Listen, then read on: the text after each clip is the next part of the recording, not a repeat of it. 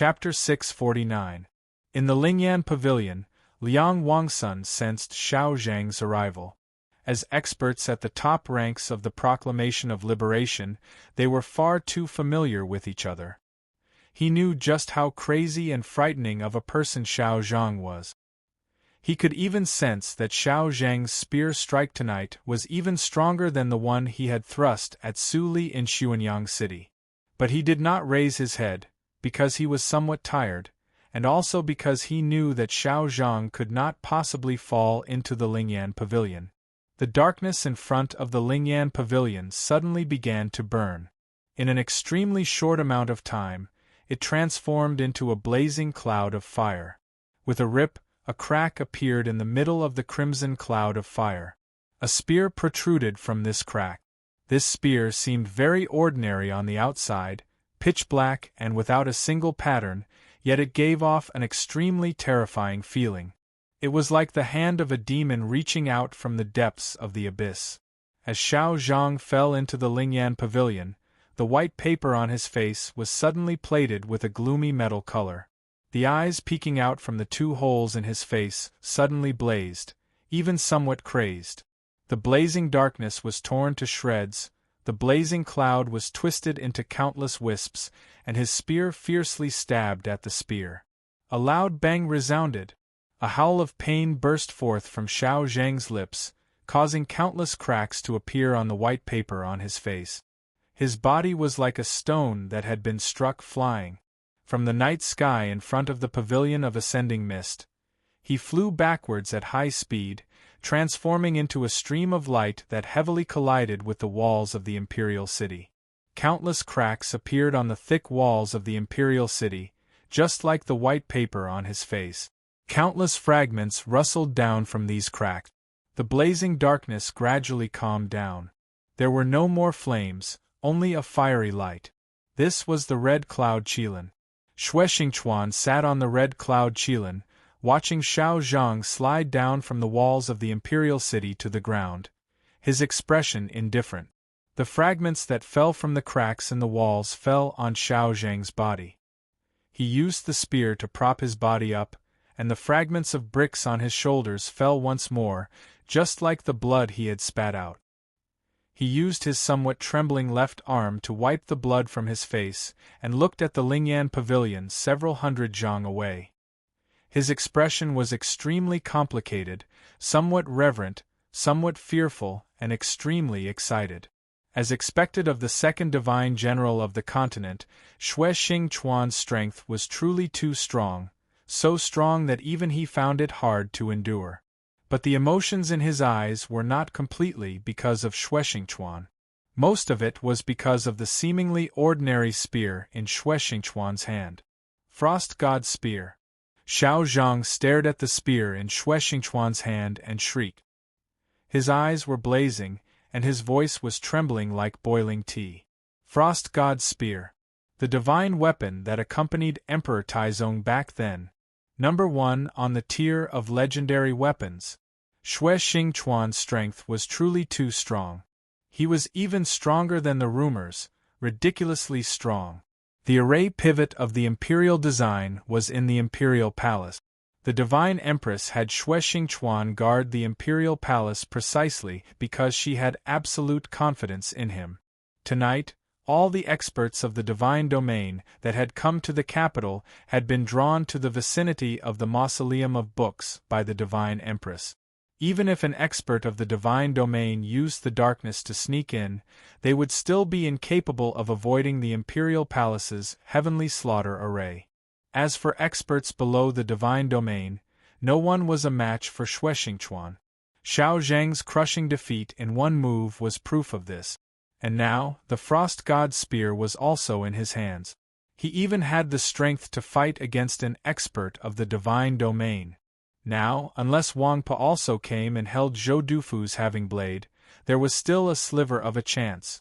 But everyone knew that Wang Po could not appear tonight, because he did not like the Tianhai Divine Empress's tyranny, but he also had an unresolvable 1,000-year-old grudge with the Chern imperial clan. No one could defeat Xue Xingchuan with the Frost God's Spear, so no one could break the imperial design. The situation in the capital would always be under the Divine Empress's control. No matter how one looked at it, this was a situation that could not be resolved. Xue Xingchuan dismounted from the red cloud qilin and patted its back, indicating that it should leave. A streak of fire illuminated the darkness. The red cloud qilin left the battlefield and went to some place in the palace to await its summons. Xue Xingchuan stood at the bottom of the long steps of the Lingyan Pavilion, calmly gazing at Xiao Zhang and Xiao De, these two experts of the proclamation of liberation. He slowly raised the frost god's spear in his hand. The several thousand soldiers on the imperial city raised the divine crossbows in their hands, preparing to unleash a fierce rain of bolts. Suddenly, Xue Xingchuan's brow creased and his complexion subtly changed. "My apologies." Xiao Zhang's voice pierced through the blood-splattered white paper, seeming exceptionally cold and terrifying. "I am not your match, but tonight is not a contest." Xue Xingchuan's complexion changed once more upon hearing these words, and his eyes became as cold as a glacier. Xiao De knelt on one knee and suddenly slapped the ground with his palm. The stones on the ground were completely shattered and then shot into the air. At the same time, he used his final magical artifact. A furious qi followed the stones and spread in every direction, stirring up countless clouds of dust and instantly obscuring the scene on the battlefield. An extremely violent roar sounded from within the smoke and dust. It was Xiao Zhang's voice. In the imperial city, shrouded in both darkness and dust, footsteps like the drums of war resounded. Xiao Zhang began to charge like a fierce horse, smashing through the dust and debris, tearing through the darkness. In the blink of an eye, he had arrived in front of the Lingyan Pavilion. With a boom, the tip of his spear seemed to explode with a spring thunder as it stabbed at Xue Xingchuan's face. Xue Xingchuan grunted, true essence violently surging out. With a flick of his wrist, the frost god's spear cleverly chopped down. There was a crisp clang, like someone striking an ancient bell that had been around for thousands of years. The frost god's spear glowed in the dust of the night, like a faint sun in the autumn sky, brimming with a desolate and somber aura. This spear simultaneously contained an indescribably lofty concept and an unimaginable imperial pressure. Even Xiao Zhang could not avoid this spear, and was struck to the ground. Several strange, ear-piercing pops resounded from the steps of the Lingyan Pavilion. Xiao Zhang's hands gripped the spear's head and tail, holding it horizontally towards the sky. The middle section of the spear was already bent. His two arms were also bent. His knees were also bent. His knees were bent to the ground. The stones on the ground were shattered. His knees were shattered. His wrists were shattered. Blood spurted from every part of Xiao Zhang's body, including his lips, forming a ball of blood in the darkness. But to everyone's horror, even after suffering such heavy injuries and withstanding the pressure of the frost god's spear, Xiao Zhang still did not completely collapse. Just what was he holding on for? He clearly knew that he was no match for Xue Xingchuan, so why had he once more charged at Xue Xingchuan? At this moment, Xue Xingchuan's complexion changed once more. This was already the third time. Unlike the previous two times, this time, Xue Xingchuan's expression underwent an even greater change. His eyebrows rose, seeming especially angry, his complexion extremely unsightly, as if somewhat bewildered. His eyes were somewhat perplexed, as if not daring to believe, and then a mouthful of blood spurted from his lips. That blood was green, just like the pupils of his eyes, which were also currently turning a faint green.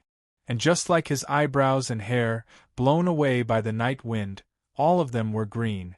Xue Xingchuan had been poisoned. He could clearly sense tens of thousands of small knives incessantly scraping and stabbing at his meridians. His true essence was currently leaving his body at an unimaginable speed, leaking out into the world. What sort of poison was this? How could it actually injure him? In a very short amount of time, He had determined that the poison he had been poisoned assuredly contained the legendary colorless, odorless, formless, and immaterial peacock plume.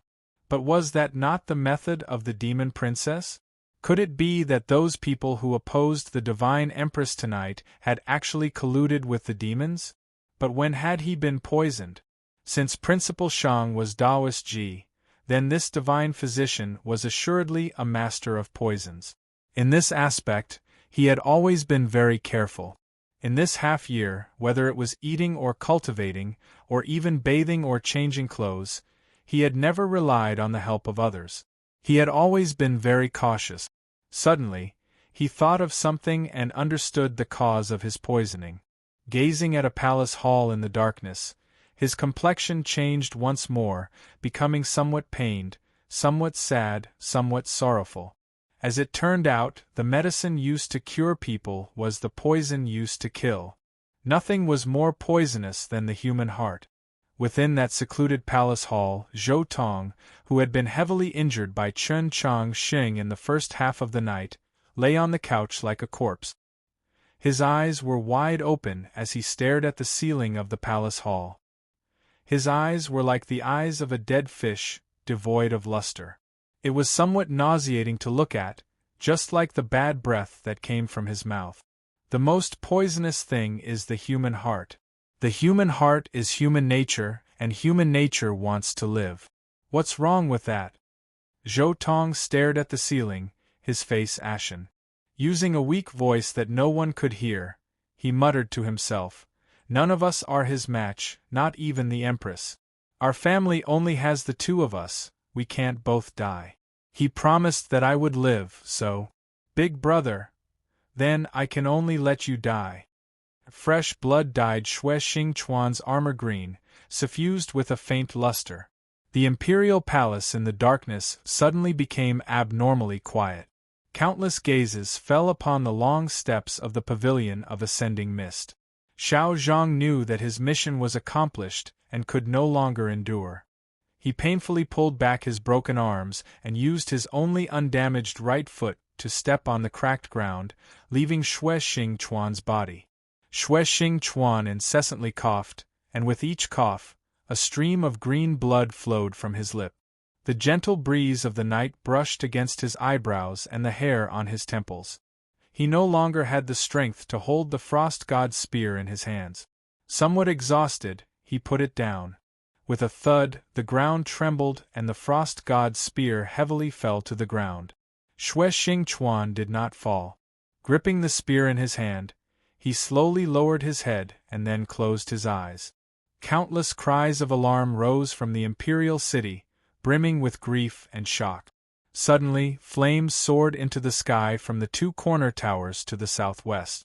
The Eagle Pavilion to the east suddenly collapsed, and for some reason, many sinister crossbow bolts suddenly appeared in the darkness, shooting into the bodies of their comrades.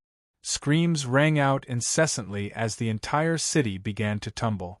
The imperial army and guards were in a state of chaos, no longer paying any attention to the heavily injured Xiao Zhang and Xiaoda. As the dust settled, Xiao Zhang and Xiaoda's figures had already vanished. The chaos was still not over. The darkness was filled with shouts and the sounds of fighting. A tall and thin figure appeared outside the Chu Yin Gate on the west side of the imperial city. The light from the flames in the imperial city illuminated his face, handsome and indifferent. It was the Tang's second master. A deputy general of the imperial guard walked out of the imperial city and whispered to him, "Uncle." Chapter 650. The Tang's second master walked into the imperial city. This was his first time coming to the imperial palace, but he was very familiar with it. Whether it was the heavenly Tao slaughter array or other mechanisms or arrays, none of them could make his footsteps hesitate for even a moment. Not long after, the azure robe disappeared into the night, and when it reappeared, it was already in front of the Lingyan pavilion. The stone steps in front of him were very long. They went straight into the night sky, as if one could ascend to the heavens through them. To many people, the pavilion of ascending mist and this long staircase were the most spectacular and beautiful buildings in the imperial palace. But to the Tang's second master, these stone steps and the single building at the top were the ugliest buildings in the imperial palace. In his view, the Lingyan Pavilion and this long staircase were completely incompatible with the architectural style of the imperial palace. They were too new and too conspicuous. What a nouveau riche's aesthetic! He said mockingly and walked up the long stairs. Arriving in front of the pavilion of ascending mist, he did not show any signs of caution. He directly pushed open the door and walked in, appearing excessively calm and unhurried. Liang Wangsun sat on the floor in the middle of the Lingyan Pavilion, quietly looking at the tightly shut window. No one knew what he was thinking. His blood continued to flow. Through the light emitted by the white sun flame, it entered the streets and alleys of the capital. Emperor Taizong's modifications to the imperial design were not thorough. There are some problems that cannot be resolved. If you continue to persist, your blood will quickly run dry. The Tang's second master walked into the Lingyan Pavilion and glanced at the portraits on the surrounding walls. He tapped his folding fan against his palm and shook his head. Liang Wangsun looked up at him and asked, "Who are you?" The Tang's second master calmly replied, "My surname is Tang, second child." Liang Wangsun's expression turned slightly serious. So it was the Tang's second master. The Tang's second master noiselessly laughed, apparently very happy that even a famous person like Liang Wangsun knew of him. Then, his smile suddenly disappeared and he said expressionlessly, "Since your highness knows me, then you should also know that you are not my opponent." Liang Wangsun calmly gazed at him and said, "Other people might not know how terrifying the Tang's second master is, but how could I not know? But I am currently connected to the soul of the imperial design, so how can you touch me?" The Tang's second master's gaze fell on him. A bright, golden aura was faintly discernible on Liang Wangsun's body. He sat in the Lingyan Pavilion, but he was one with the imperial carriage in Jingdo. Any attack against him could be regarded as an attack against the imperial design and would receive a merciless backlash from the imperial design. But if they did not move against Liang Wangsun, how could they separate him from the imperial design? The Tang's second master once more noiselessly laughed. His appearance should have been rather comical, but in the Lingyan Pavilion that was as bright as day, it seemed especially terrifying. He didn't even glance at Liang Wangsun, and directly walked over to the only 4 pillars in the Lingyan Pavilion that faced the east. He took out an object from his sleeve, and then inserted it between the pillars. When Liang Wangsun saw this scene, his expression suddenly changed. He wanted to do something, but he couldn't get up. An extremely ancient qi seeped out of the Tang's second master's palm. Following that object, it entered the pillars and then continued downwards, crossing the long stone steps and entering some place beneath the imperial palace. Then, through those secret tunnels and canals that no one knew of, it spread out in all directions of the capital. A light breeze blew through the pavilion of ascending mist, and a slight buzzing sound rang out. The bright light instantly darkened. Just like this, the divine artifact of the demons, the white sun flame, was extinguished.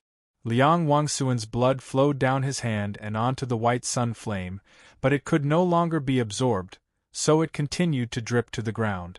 A groan of extreme pain burst from his lips. Just like this, his soul was separated from the imperial design. Although he did not receive the full backlash of the array intent, this forceful separation still inflicted severe internal injuries on him. After that groan of pain, blood seeped out of the corner of his mouth. Liang Wangsun's complexion became abnormally pale, the hand holding the white sun flame trembling, his eyes brimming with shock. He looked at the Tang's second master in disbelief and said, "How did you know about the array pivot and the divine technique?" The Tang's second master's palm slowly left the pillar. He took a handkerchief from his sleeve and carefully wiped the remaining wood shavings from his palm. A magical artifact made of ancient bronze had appeared on the pillar. The majority of it was embedded in the pillar, leaving only the uppermost layer, which looked like an eye. It was an extremely ancient eye. Not too long ago I said to a junior, I have to learn reverence. The area of my Tang clan that is most worthy of reverence is our history. He looked at Liang Wangsun and said, whether it's the Chun clan or your Liang clan, both of you believe that this great array in the capital belongs to you, but all of you have forgotten that this great array was built by our Tang clan. In the autumn forest of the capital's Garden of Harmony, the statue of a sage from the previous generation, carved from obsidian, slowly began to sink back into the ground. On the surface of the moist earth, yellowish grass began to grow at a visible rate. The crack in the center of Red House Street slowly began to close once more. The scorching chi seeping out from its depths was gradually cut off, and the wind grew fiercer and fiercer, howling like howls of despair and unwillingness. In the mansion to the north of the White Paper District, the decaying building could not be restored, but the clear water in the canals began to flow back into the half-collapsed well. On the surface of the mound to the north of Achievement of Merit, the verdant pine trees once more stood up from the earth, the white bones and corpses covered up. Lightning incessantly descended, and that golden luster that soared into the sky was once more dyed with a venomous chi. It no longer possessed its former majesty and divinity, and everything returned to silence. In the end, it was still a great tune that no one knew about. The light that had been seeping out of the Lingyan pavilion suddenly vanished, returning to the darkness, just as it had for the past 1,000 years. The awe-inspiring array intent that enveloped the entire capital gradually dissipated from the world. The turmoil that had been forcibly suppressed in the darkness for so long was gradually about to surface. The Prince of Luoyang was anxiously hiding in the estate outside the imperial palace.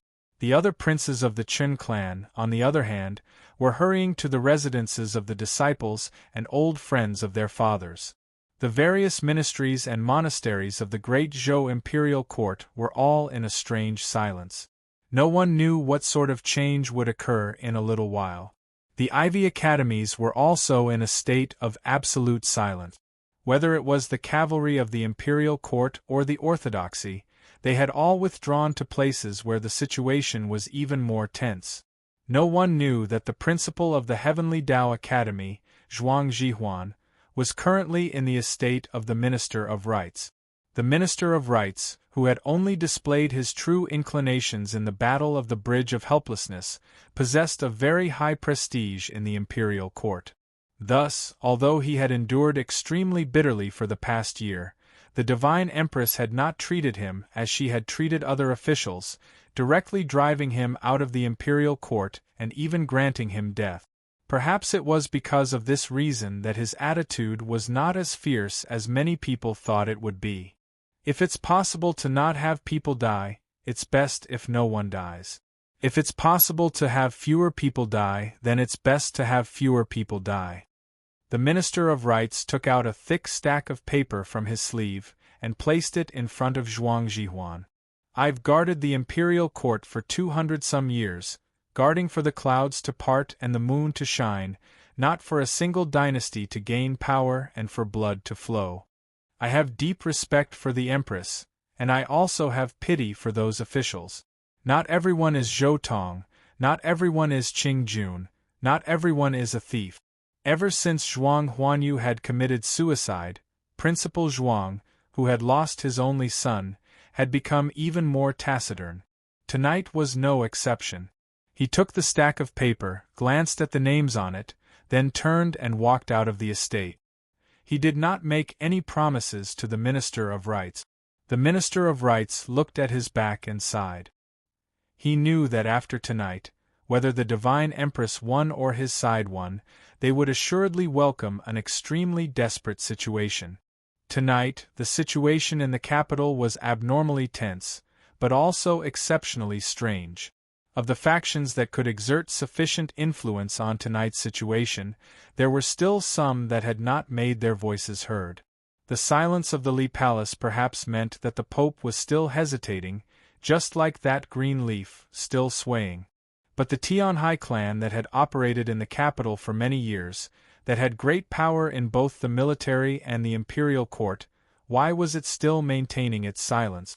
In the darkness around the Tianhai clan's estate were hidden at least 10,000 some cavalry, as well as many cultivators, occasionally flying through the air. These cavalry and cultivators were all forces controlled by the Tianhai clan. The problem was that these forces should have appeared in the imperial palace, in the manors of the various princes and dukes, and in the various departments of the imperial court. They should not have remained here. Moreover, this silence had already persisted for a very long time, with no signs of moving. This so-called silence was actually only for the outside world. Many things had already occurred within the Tianhai clan's estate. These things were very bloody, very cruel, because the two sides in the struggle were clansmen, family, relatives, father and son. The blood on the floor of the courtyard was particularly dazzling in the light of the lanterns. Tianhai Xingshu narrowed his eyes, but he still felt vexed and somewhat dizzy. In this period of time, one news after another arrived. A few juniors of the Tianhai clan that had not obeyed orders and insisted on sending out soldiers had been cruelly suppressed by the clan head's strength. His cousins had probably already been subdued, perhaps even killed. His own younger brother had just had one of his arms cut off by his father, right before his eyes. Why? He raised his head to look at his father, his voice trembling as he asked, "Why do you have to do this? Why what?" In the spacious hall, the chair seemed particularly lonely. Tianhai Chenwu also seemed very lonely as he sat in the chair, but this did not cause his expression to change in the slightest. He looked at his son and expressionlessly asked, "Just what do you want to know?" "There are many things I want to know," Tianhai Xingshu angrily yelled. "Just what do you want to do?" After experiencing the turmoil and bloody suppression of the first half of the night, there was no one else present, only father and son, so lonely that it made one's heart palpitate. "The leader and I are both sick. I've caught a cold and my entire body aches. This holiday has been a good one. I hope that I can get better as soon as possible so that it doesn't affect my work in the next few days." Chapter 651. If you want to ask why we did not appear in the Mausoleum of Books, that's because a battle on that level is no longer something I can participate in, much less you. Tianhai Chenwu stood up from his chair and slowly walked to the door. After a moment of silence, he said, "As for this war in the capital, since I've already made up my mind, I will not change it. My Holiness has so easily made your decision, so how can we so easily accept it?" Tianhai Xingshue's face was as pale as snow. "I am the head of the Tianhai clan. My decision represents the will of the Tianhai clan. My Holiness must not forget that the Tianhai clan is the Tianhai clan because the Empress is surnamed Tianhai. But you must also not forget that saying that has been circulating on the continent for a long time. Tianhai is Tianhai, the Tianhai clan is the Tianhai clan."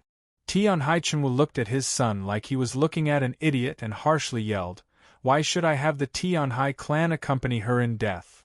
Tianhai Xingxue gave a somewhat absent-minded laugh. "Could it be that my Holiness believes that if the Empress is no longer here, our Tianhai clan can continue to exist? A truly intelligent person will never deny the existence of any possibility." Tianhai Chenwu gazed at the Mausoleum of Books under the night sky, the corners of his eyes twitching. He took in a deep breath and forced himself to calm down. With a slightly hoarse voice, he said, "His Holiness the Pope and Principal Shang swore an oath to the starry sky to make a promise to me. They have no leeway to renege on it. If the imperial court wants to stabilize as quickly as possible, it needs our existence." Tianhai Xingxue painfully said, "Father, you shouldn't be such a naive person. How could you be so muddle-headed?" "Naive? Muddle-headed?" Tianhai Chenwu laughed involuntarily, a tinge of pain and hatred flashing through his eyes. His voice became even more hoarse as he harshly said, "Until the final moment, do you think I would make this sort of decision? Just a moment ago, the Empress saved Chen Changsheng. Do you still not understand what this means?" Tianhai Xingxue froze, and then a struggling expression appeared on his face. He wanted to argue, but he didn't know where to start.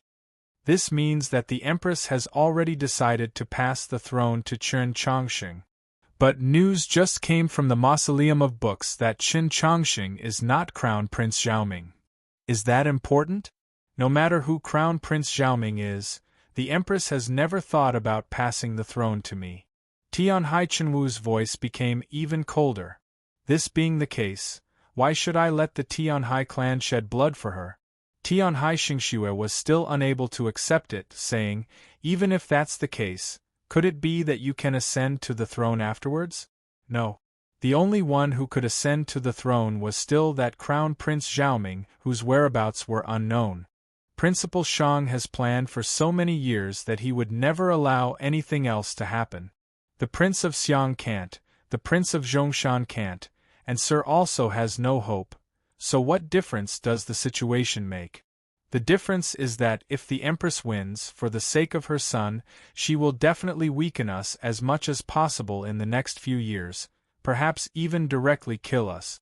But if the Empress loses, if her son wants to rule this country under the gaze of 17 princes, he will have no choice but to need our Tianhai clan as his arms. Tianhai Chenwu's voice was incomparably cold. After all, we are his uncle's family, and I am his cousin. We are all family, aren't we? The rain over the capital had already stopped, but the torrential rain was still falling over the distant plains. Occasionally, lightning would flash in the night sky, clearly illuminating the figures of those red falcons flying back and forth. Suddenly, a bolt of lightning descended and a rain of ballista bolts rose from the ground, flying in reverse with the torrential rain and shooting down a red falcon flying south. Soon after, thunder boomed from the rain clouds. With a rumble, the thundering hooves gradually came to a stop, replaced by the sound of ballista bolts flying through the air and countless clangs of metal. Similar scenes were taking place in many places, taking place in the armies preparing to return to the capital.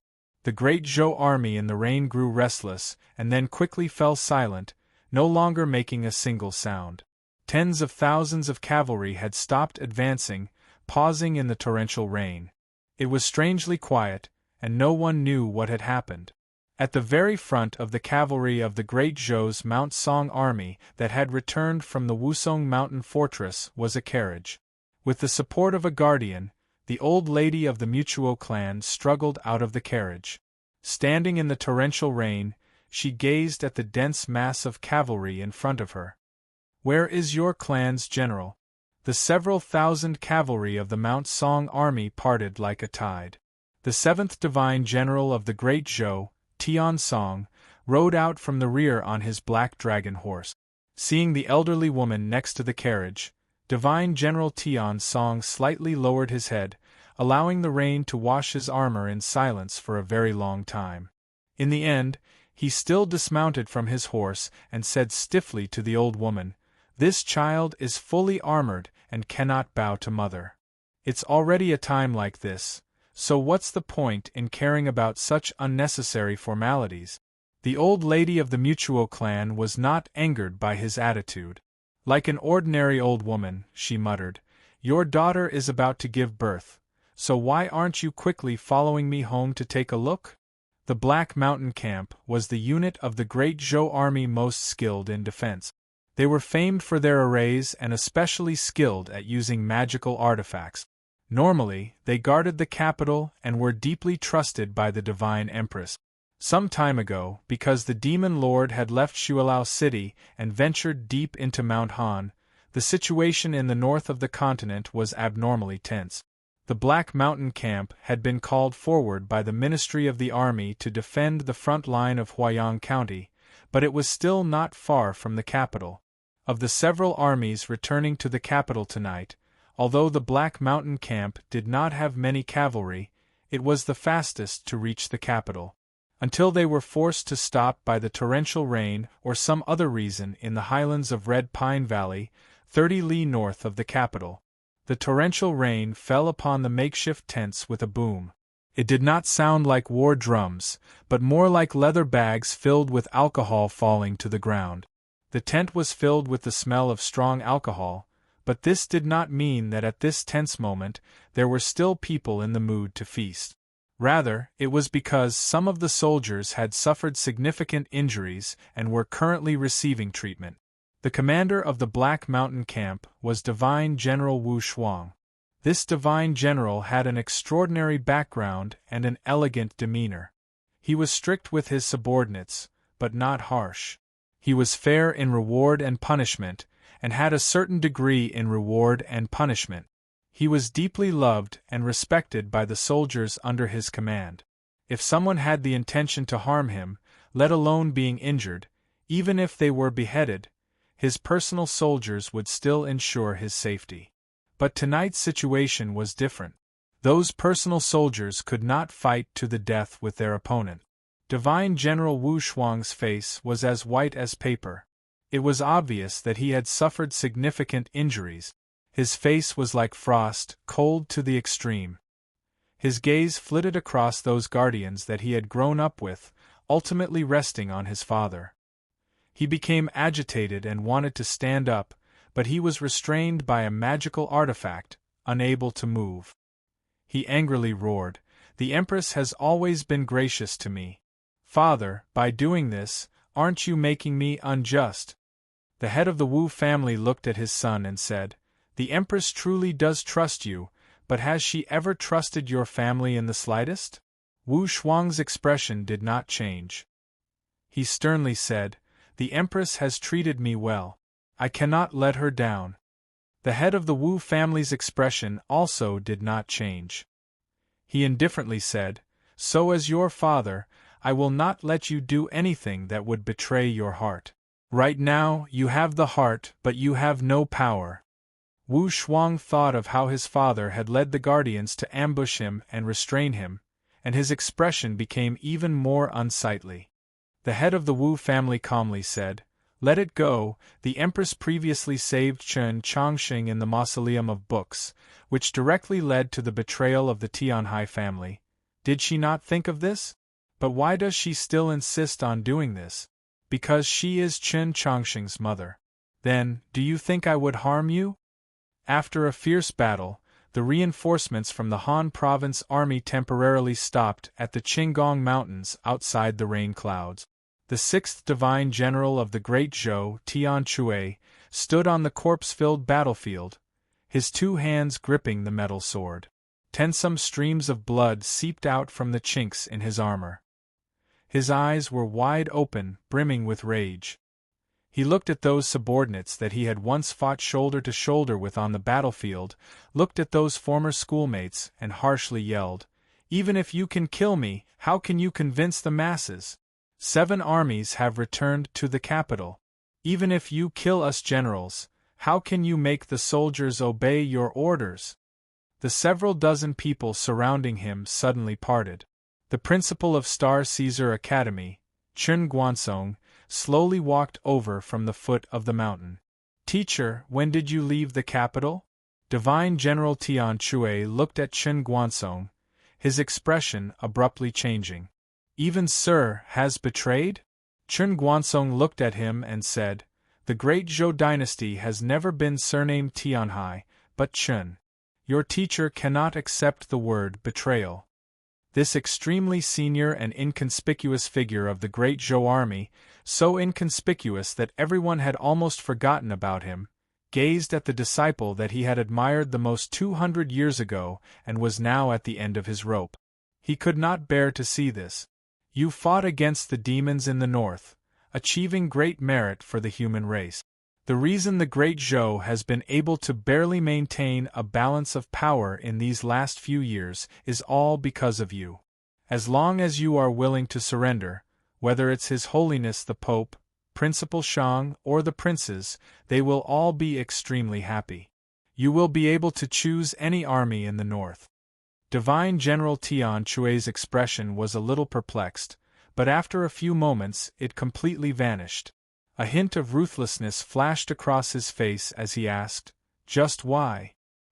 He did not answer the suggestion of his beloved teacher. He only wanted to know the reason. After Chen Guansong left the front lines, he returned to the capital to take charge of Star Caesar Academy, raising countless outstanding generals for the great Zhou imperial court.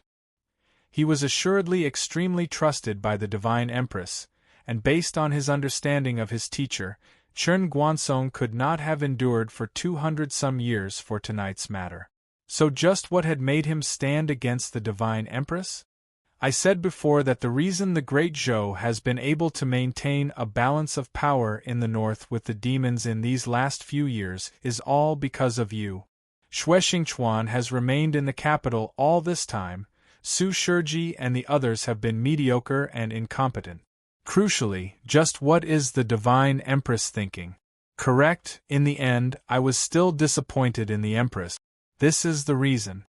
Chen Guansong looked at Tian Chui and said, I hope that this reason can convince you. Divine General Tian Chui fell silent for a very long time, and then he began to laugh, revealing his white teeth. His laugh was both miserable and full of derision. You people, just what do you know? The rain clouds in the night sky finally drifted over Qinggong Mountain. The torrential rain fiercely descended, but it could not wash away the blood on Divine General Tian Chui's armor. He looked at Chen Guansong, looked at his former schoolmates and comrades, his face full of contempt as he said, Come. Chapter 652. The scene of Qinggong Ridge, the story of the Black Mountain Camp, took place in many places tonight. The army of the Western Sea Army returning to the capital was stopped at the Guiyuan Ridge, and the one entering the camp was Archbishop Enlin of the Li Palace. Crucially, the Tianhai clan had succeeded in stopping the two armies from entering the capital. Tonight was the most crucial night in the entire human world's opposition to the Tianhai Divine Empress. All her enemies and opponents, even her relatives, had stood up, displaying unimaginable strength. You don't even know who your own son is, so what right do you have to rule the Great Zhou? You can't even control the human world, so what right do you have to talk about resisting the heavenly Tao? You can't control anything, not even your fate. Tianhai, abdicate. Daoist Ji left the street. The puddles of water on the street still seemed to have his footprints. The sounds of meat being cut in the butcher's shop stopped. Most likely, the sounds of fighting rising from various parts of the capital had finally reminded the butcher of what was happening in this world. In a very short time, the entire situation had undergone a world-shaking transformation. The imperial design sank back into the earth, the awe-inspiring array intent vanished, and the capital was plunged into chaos. The several armies rushing back to the capital, for various reasons, had all stopped. Some armies still attempted to advance through the torrential rain, but it was obvious that they could no longer make it back in time. The mausoleum of books was very quiet, abnormally quiet, so quiet that it was rather strange. The Tianhai Divine Empress stood at the edge of the divine path, her hands held behind her. As she gazed down at the capital, a mocking smile suddenly appeared on her beautiful face. This world had once belonged to her. It was hard to say whether this mocking smile of hers was directed at the world or at herself. Then, she gazed at the ever-silently palace in the northwest of the capital. At this moment, the voice that countless people had been anticipating for a very long time finally rang out. The Pope's voice was very calm, but everyone could hear the disappointment and frustration within. We were all wrong. Only Mei Lisha was correct. The Tianhai Divine Empress slightly arched her brows, clearly rather interested in hearing the rest. The Pope thought of an old friend, thought of those conversations from the past, and his tone was very sorrowful. He always believed that in the end, you would definitely choose to save Chongqing, no matter who Chongqing was. And as long as you chose to save him, you would fall into your present predicament. Daoist Ji's voice came from the plains to the north of the capital. At this moment, his figure appeared in an autumn meadow. At the city gate more than 5 kilometers away, the jade scepter containing boundless soul power had just appeared. I've always thought that I was giving you a multiple-choice question, but in reality, This is a multiple-choice question given to you by the heavenly Tao. Taoist Ji stood in the autumn grass and calmly spoke. His voice resounded in the night sky in front of the mausoleum of books. Kill him, eat him, or save him. These are all choices, but no matter what you choose, they are all wrong. Only when you don't answer this question, when you don't make a choice, are you right. And among these few wrong choices, you even made the stupidest choice, turning the predicament into a hopeless situation. With a calm expression, the Tianhai Divine Empress replied, "Who in the world has the right to say trapped to me?" Taoist Ji replied, "Of course it's you saying it to yourself. You can rule this world not because of your marriage with Emperor Xian, not because of your ability to rule, but only because of your strength. As long as you are strong enough, no one will dare to have disloyal thoughts, and even if they do, they will not dare to make any strange moves. And you chose him, making yourself weak, also giving the people of the world a chance to turn their disloyal thoughts into strange moves, giving them courage. Needless to say, this choice of yours is tantamount to abandoning the Tianhai clan, turning those powers most loyal to you into your opponent."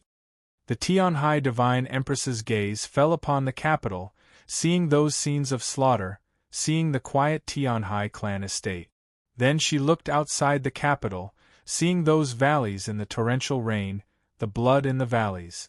Taoist Ji's voice once more resounded in front of the mausoleum of books. "Everyone has already left you." The Tianhai Divine Empress expressionlessly replied, "That is because they are stupid, only able to see what is in front of them." Taoist Ji's voice suddenly became stern. "Is this short-sightedness? No. Think of Chen Guansong, think of those divine generals. Their betrayal of you, in the end, originated from their disappointment in you. The 200-some years of your reign coincided with the demon race's weakest 200-some years, yet you were short-sighted, only knowing how to preserve the strength of the armies loyal to you, only defending against the demon race and not attacking. Not only did you achieve nothing 20 years ago, you were even forced to cede territory and beg for peace. You handled state affairs quite well, although extremely tyrannical, and you also had an excellent grasp of the confluence of the North and South. Although that was mainly the Holy Maiden's contribution in attacking, in this aspect, you made the entire human race feel humiliated. So it was for the sake of righteousness that people betrayed us? A mocking smile once more appeared on the Tianhai Divine Empress's beautiful face. This time, it was very obvious that she was mocking the world. Then have you ever thought that in tonight's battle of the Mausoleum of Books, countless human experts will assuredly fall, their numbers withered beyond compare. The armies on the various roads will find it difficult to advance or retreat, their morale unsteady. If the demon army takes advantage of the situation to invade the south, who will stop them? If they are allowed to wreak havoc on the central plains and slaughter the common people, who will bear the responsibility? Righteousness? Can any of you bear the responsibility? The Tianhai Divine Empress glanced at the Li Palace, a faint smile on her face. "I lured the demon lord into Mount Han and first had him fight with the Elder of Heavenly Secrets. The Elder of Heavenly Secrets was heavily injured and could not come to the capital to assist you tonight. Afterwards, I requested the White Emperor to ambush the demon lord to the north of Mount Han. The demon lord was heavily injured and could only return to Xuelao City to recuperate, and I also had arrangements in Xuelao City. After tonight, there will naturally be a result, but Empress, you might not be able to see it." Taoist Ji's voice was calm and composed. "I used 20 years to arrange tonight's scheme, so I naturally would not have missed anything. Empress, you need not worry." Hearing these words, Chen Chongqing finally confirmed that his encounter with the demon lord in Mount Han was truly a trap set up by his master. His body became even colder, not because of the rain that had just fallen, nor was it because of the wind blowing through the peak. Every time he thought back to the scene when he saw that middle-aged scholar by the stream in front of the persimmon forest, he would feel very cold. His master had used his greatest secret to lure the demon lord to Mount Han, but he knew nothing about it. At the time, he truly had almost died. That's right. My lady raised me for 10-odd years, so it's only worthwhile to use me a few more times. He muttered to himself. Your gaze has always been set only on the north? The Tianhai Divine Empress gazed at the autumn plains to the north of the capital, a mocking smile appearing on her lips. In the end, your plan is still too small. No one could understand her words, whether it was her gaze or her plan. Taoist Ji had schemed for the scheme in the capital and had made other arrangements in Xuelao City. No matter how one looked at it, it could be considered an extremely large plan, yet to her, it could only receive such a scornful evaluation. Everything is an excuse. All of you just don't like a woman standing high above. You are like this, and Chun Guansong is also like this. The Tianhai Divine Empress's gaze drifted even further away, her voice also drifting up. Only Chen Chongxing could hear her voice, because at this moment she was already disinclined to say anything more to the world. When she realized that those so-called enemies and adversaries were, as expected, a bunch of trash. To my astonishment, it's already been 2 months since I've stopped updating. Just what is wrong with this world? In order to celebrate, I have another chapter tonight. In the next few days, I will be going to Shanghai for a book signing and an annual meeting. If I cannot update, I will let everyone know in advance. Chapter 653. 10,000 li away, in Xining's old temple, the night stream was silent. The Tianhai Divine Empress gazed at the monk across the stream and said, You should be keenly aware of who I have always been wary of. The prayer beads in the monk's palm stopped moving, his eyes still closed. He indifferently said, They have never gone to the other side, so they naturally cannot imagine what you are thinking. She replied, I have also never gone. At this time, she was still at the peak of the mausoleum of books, but her gaze was tens of thousands of li away. No matter how far they were, as long as there was a connection of qi between the heavens and the earth, her soul could personally come. It was that qi by the stream. The monk pondered this, then said, Reasonable. The Tianhai Divine Empress asked him, Is this not the situation you most desired to see? The monk said, I never imagined what I might see in advance. The Tianhai Divine Empress calmly gazed at him and asked, You are Crown Prince Jianqing's son? Grandson? A nostalgic look appeared on the monk's face. After a moment of silence, he softly said, Crown Prince Jianqing is my father. The Tianhai Divine Empress arched her brows and asked, We do not understand why your descendants would ally with him. After all, he is Emperor Taizong's black dog. The monk slowly said, No amount of resentment can surpass time and the desire to return home. We want to return. The Tianhai Divine Empress asked, But have you ever thought that you might be the forerunners of the other race? After a moment of silence, the monk shook his head. The descendants are not other races. This is our homeland. No one has the right to stop our return. The Tianhai Divine Empress asked, Do you dare to confirm that the other races on that continent will not have disloyal thoughts? The monk fell silent, no longer speaking. The clear water of the stream had long since been frozen by the souls of these two powerful figures. The lotuses formed from blood floated east and west on the surface of the water. The trees by the stream were sometimes still and sometimes moving in the wind. After an autumn rain and a chill, the grass that had still been green yesterday was now completely yellow. Taoist Ji stood in the grass up to his knees, sensing the distance between him and the black jade Rui. He once again gazed at the mausoleum of books and said, Abdicate, just like Su Li, leave this world. The Tianhai Divine Empress drew back her gaze from the stream tens of thousands of li from Xining village and said, These sons of mine want to become emperor. Chun Guansong wants to leave his name in the annals of history. Yin is trapped by the word salvation.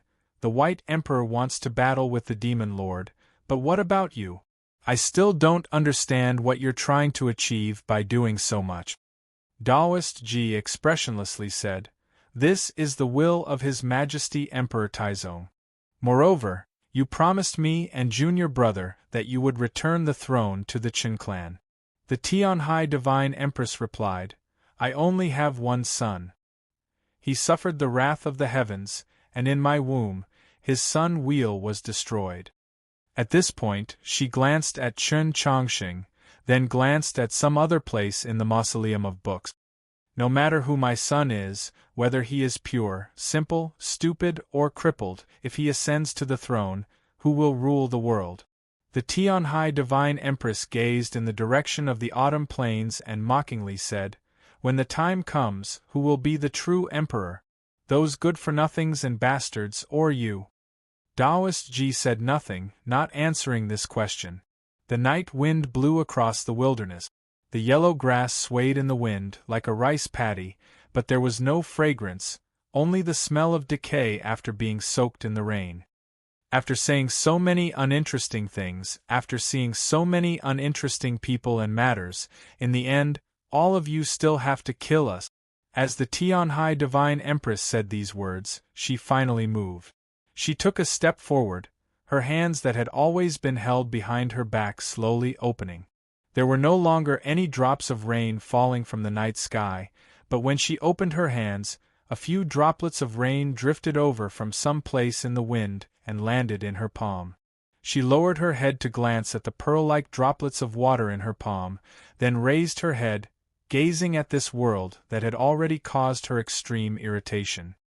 "Then, who dares to kill us?" Tonight's situation had already undergone a heaven-toppling transformation. The imperial design was silent, the sounds of killing rose from all over the capital, and fire and smoke would occasionally rise. In the distant plains, some armies were as still as statues guarding a tomb, while some armies were still in turmoil. This world had already broken free from the Tianhai Divine Empress's control. Even those ministers most loyal to her and members of her family had chosen to abandon her. There was no question that the situation she faced was already extremely vile. Yet she was completely fearless. She looked at the supreme experts surrounding the mausoleum of books, looked at all the enemies of the world, and said these words. "Who dares to kill us?" These 4 words were truly tyrannical to the extreme, arrogant to the extreme. They echoed through the quiet streets of the mausoleum of books and the capital, not stopping for a long time, but no one dared to answer. After an unknown period of time, a voice finally rang out. It was the sound of stone being crushed, very much like the sound of teeth clashing, very much like the sound of bones bearing countless weights. Clack, clack, clack. Zhu Luo stood up from his wheelchair, his gaze moving up the white divine path, ultimately resting on the peak of the mausoleum of books. "I'll do it." When he said these 3 words, there was no sense of impassioned emotion. They were very flat, light like water. Perhaps this was because he was keenly aware of what his end was, or perhaps it was because after opening Su Li's letter in the Myriad Willows garden, he had always been waiting for this end. Zhu Luo, one of the storms of the 8 directions, the sect master of the emotion-severing sect, a powerful figure of Tianliang County. Just as Su Li had said in Xuanyang City, he could die, but he could not be defeated. Now that he had been defeated and crippled, how could he regret death? He had come to the capital tonight precisely to throw away his life. He wanted to use his death to obtain the greatest benefit for his clan and sect. "What do you want?" Daoist Ji's voice drifted over from the distance. It was no longer in the autumn plains to the north of the city, but seemed to have gone to an even farther place. Zhu Luo used his left hand to grasp the hilt of the sword at his waist and expressionlessly said, "I want the Wang clan to never be able to rise again." He did not say which Wang clan, but everyone knew which Wang clan he was speaking of. The Wang clan of Tianliang County had long since declined, and now only one person remained. Zhu Luo wanted the Wang clan to never be able to rise again, and what he was targeting was that person and that blade. Daoist Ji's voice did not immediately rise. Instead, it took a while for him to respond. It was very obvious that Zhu Luo's request before his death was somewhat troublesome even for him. "Fine, I promise you." Hearing these words, some expression finally appeared on Zhu Luo's face, and his body also straightened up a little. He walked forward, his slow footsteps breaking through the shallow water that had accumulated on the stone platform, gradually forming a unique rhythm. He arrived at the base of the divine path and slowly unsheathed his sword. A powerful qi followed the unsheathing of the bright sword, spreading out and filling the world. Chapter 654. From Xuanyang City to the Myriad Willows Garden, Zhu Luo had suffered 2 consecutive blows. He was no longer at his peak, but when he attacked, he was still that expert of the divine domain, accompanied by wind and rain. Tonight's torrential rain had continued for a very long time. Even now, there was still a lot of water flowing down from the mausoleum. As this rainwater flowed into the shallow white canals, the water in the canals gradually became muddy. Suddenly, the murky water in the canals became pure white, like shards of snow. It was not because it had been purified, but because it refracted light. An incomparably bright and pure light appeared beneath the mausoleum of books. This light came from the sword in Zhu Luo's hand. Soon after, a pure white ball of light appeared in the scattered clouds and starry night sky. Everyone knew that it was fake, but it also seemed so real. Zhu Luo's sword slashed at the mausoleum of books. A streak of moonlight moved with it. A streak of moonlight also appeared in the night sky. The water in the canals became incomparably bright, so white that it was somewhat dazzling. The divine path paved with white jade was also illuminated by this snow-white light.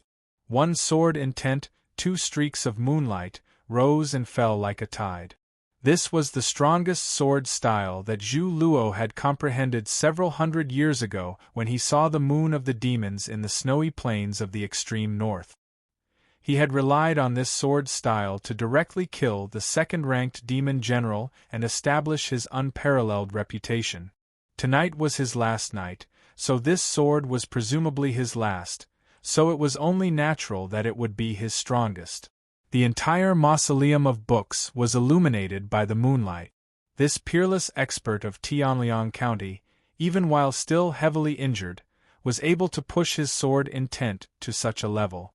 It truly made one feel reverence, and yet such a powerful and ingenious sword was not even able to enter the divine path, much less reach the summit of the mausoleum of books.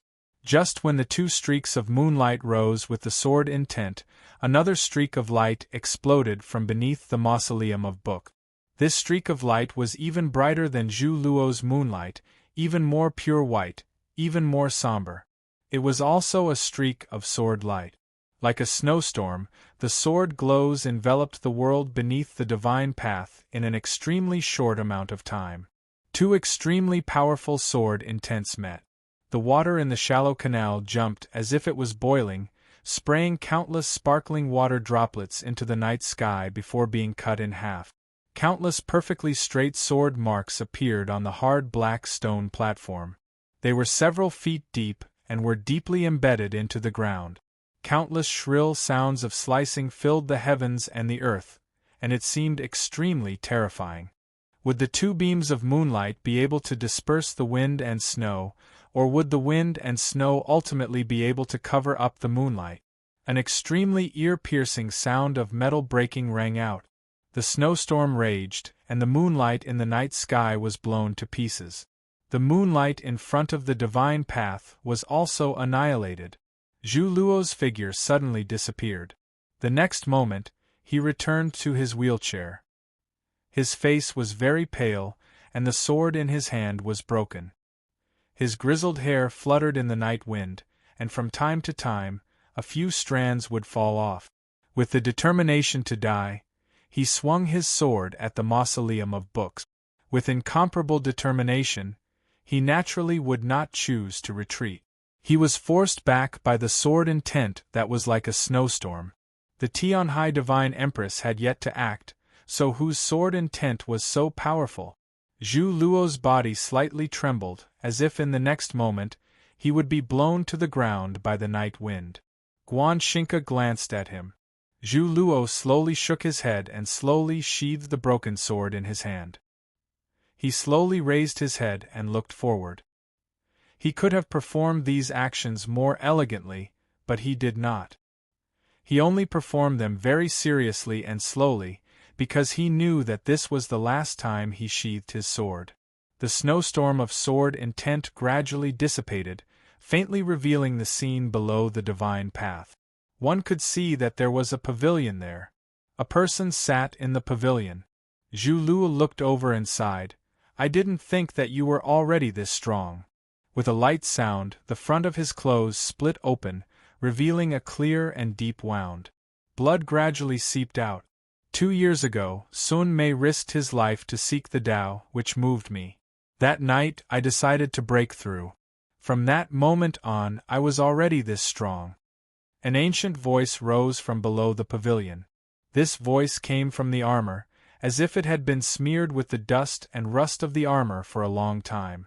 As the voice fell, dust began to rise, and then there was the sound of metal scraping against metal. Soon after, the pavilion collapsed, a cloud of dust rising. Within it, a mountainous figure was faintly discernible. He had sat under this pavilion for more than 600 years. Tonight, he had finally stood up. He was the mausoleum guardian of the Mausoleum of Books, the #1 divine general of the continent, Han Qing. Looking at the collapsed pavilion and the figure in the smoke and dust, everyone was shocked, and their expressions became extremely grave. None of the experts that came to the Mausoleum of Books would forget the existence of this legendary figure. It was just that they were used to treating him like a statue or a symbol. After guarding the mausoleum for more than 600 years, the #1 divine general of the continent, Han Qing, had obtained the respect of the entire world. Even the storms of the 8 directions did not dare to look down on him. Everyone knew that if he had not sworn an oath to guard the mausoleum, he would have entered the divine domain many years ago. However, it was only tonight that everyone knew that he had broken through a long time ago. He stood in front of the divine path, his left hand gripping his sheath, his right hand gripping his sword. Although he was alone, he seemed like a magnificent army. Before His Majesty Taizong returned to the Sea of Stars, you swore an oath that you would never enter the divine for the rest of your life. Zhu Luo paid no attention to the wound on his chest that was deepening. He stared at Han Qing and said, "Now that you've broken your oath, how will you have the face to meet His Majesty in the future?" Besides experts of the divine domain like Zhu Luo, Guan Xingke, and Bi Yanghong, no one else knew of this matter, nor did anyone understand why Emperor Taizong had made Han Qing swear this sort of oath before his death. Even the Qiushan clan head clearly did not know the inside story, a pensive expression on his face. Han Qing said nothing, not replying to Zhu Luo's question. The shadow of his helmet obscured his face, making it impossible to tell what sort of expression he currently had. The old man from back then, the old oath, is no longer important. Zhu Luo sighed. "That's right. Even I broke my oath to the starry sky in Xuanyang City and attacked Wang Pe, so how can I demand anything from you?" After saying this, he slowly sat back down in his wheelchair and then slowly closed his eyes.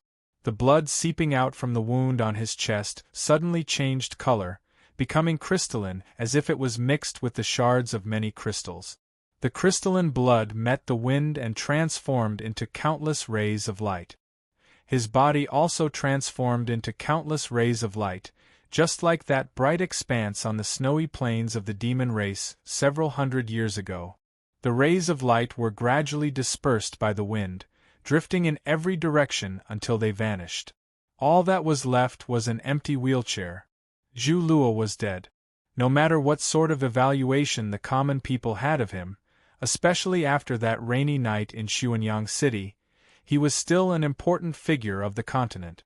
Although he had suffered 2 miserable defeats at the hands of the Holy Maiden of the South and Su Li, he was still a supreme expert of the divine domain, a grandmaster of the human race. When he was young, He had gone north several times to the snowy plains and achieved enormous feats. He could write poetry and drink wine, and he was extremely free and at ease. He was the idol of many people. After all, he was the sect master of the emotion-severing sect, the clan lord of Tianliang County, and the storms of the 8 directions. In normal times, the death of an important figure like him would assuredly be a major event that would shake the entire continent. Tonight, however, his death seemed so ordinary. This was not merely because his death seemed too ordinary. More importantly, when many people saw his death, their emotional reactions were not that exaggerated. This meant that everyone had some sort of mental preparation. This sort of thing would continue to happen, this sort of scene would continue to appear. Experts of the divine domain would assuredly fall.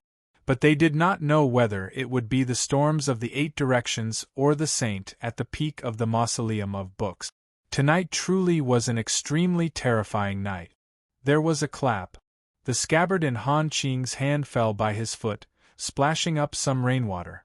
The turbid water in the canal leaped up and then fell back down, returning to silence, no longer daring to move. 2 profound gazes peered out from the gloomy depths beneath the armor towards the surroundings of the mausoleum of books. A voice also came from the gloomy depths beneath the armor and spread throughout the mausoleum of books. Those who ascend to the divine path die. This was the order the Tianhai Divine Empress had given him before she brought him to the peak of the mausoleum of books. All was quiet, no one speaking. Guan Xingke silently gazed at the empty wheelchair. At some point, he had taken off his bamboo hat, revealing his ordinary and unremarkable face. Bi Yanghong's expression was very solemn. Wu Qiongbai stood at his side, the horsetail whisk resting in the crook of her arm already hanging down to her waist. Her hands were clenched so tightly that one could faintly see the paleness of her hands. Although Zhu Luo was still heavily injured, he was still one of the storms of the 8 directions. And if what Han Qing said was true, then he had only stepped into the divine domain 2 years ago. Logically speaking, his understanding and grasp of the laws of the world should have been far inferior to Zhu Luo's. Yet he had only used 1 strike of his sword to kill Zhu Luo. This fact was very difficult for them to accept, and their hearts were rather heavy. But no matter how difficult it was to accept this fact, it had already happened. In the end, they still had to continue what they had to do. The 3 storms could already faintly sense that the Tianhai Divine Empress's soul had already gone elsewhere. At this moment, the only one standing at the peak of the mausoleum of books was her. Moreover, she had just dropped in cultivation because she had defied the heavens and changed Chen Chongqing's fate, and had also suffered a mental blow from the fact that Chen Chongqing was not Crown Prince Zhaoming. It could be said that she was at her weakest in the past 200-some years. This also meant that this was the moment when the Divine Empress was most likely to be defeated. They could not miss out on this chance. If they wanted to step onto the divine path and battle with the Tianhai Divine Empress, they first had to defeat Divine General Han Qing, who was beneath the divine path. Moreover, while others did not know, they were well aware of Han Qing's greatest secret. They even wanted Han Qing to die. Wu Qiongbai expression was very nervous. A hint of fear would occasionally flash through her eyes, but it was ultimately replaced by madness. In the eyes of the Tianhai Divine Empress, she was stupid, incompetent, and bordering on idiocy, but she was still an expert of the divine domain. The occasional setback to her Dao heart could not completely affect her state of mind. Han Qing is definitely injured. This is our chance, she harshly said to Bi Yanghong. Hurry and go. The little flower gently swayed under her pinky finger, its movements rhythmically swaying in the wind. Bi Yanghong said nothing, not listening to his wife's words. The rain had stopped long ago. The clouds parted and stars appeared. Suddenly, the vast sky of stars seemed to grow somewhat brighter. It gave one the feeling that the stars in the sky had gotten closer to the ground. Next to the wheelchair, Guan Xingke's figure was no longer there, only a bamboo hat in the rain. The sky of stars seemed both real and illusory as they arrived in the mausoleum of books.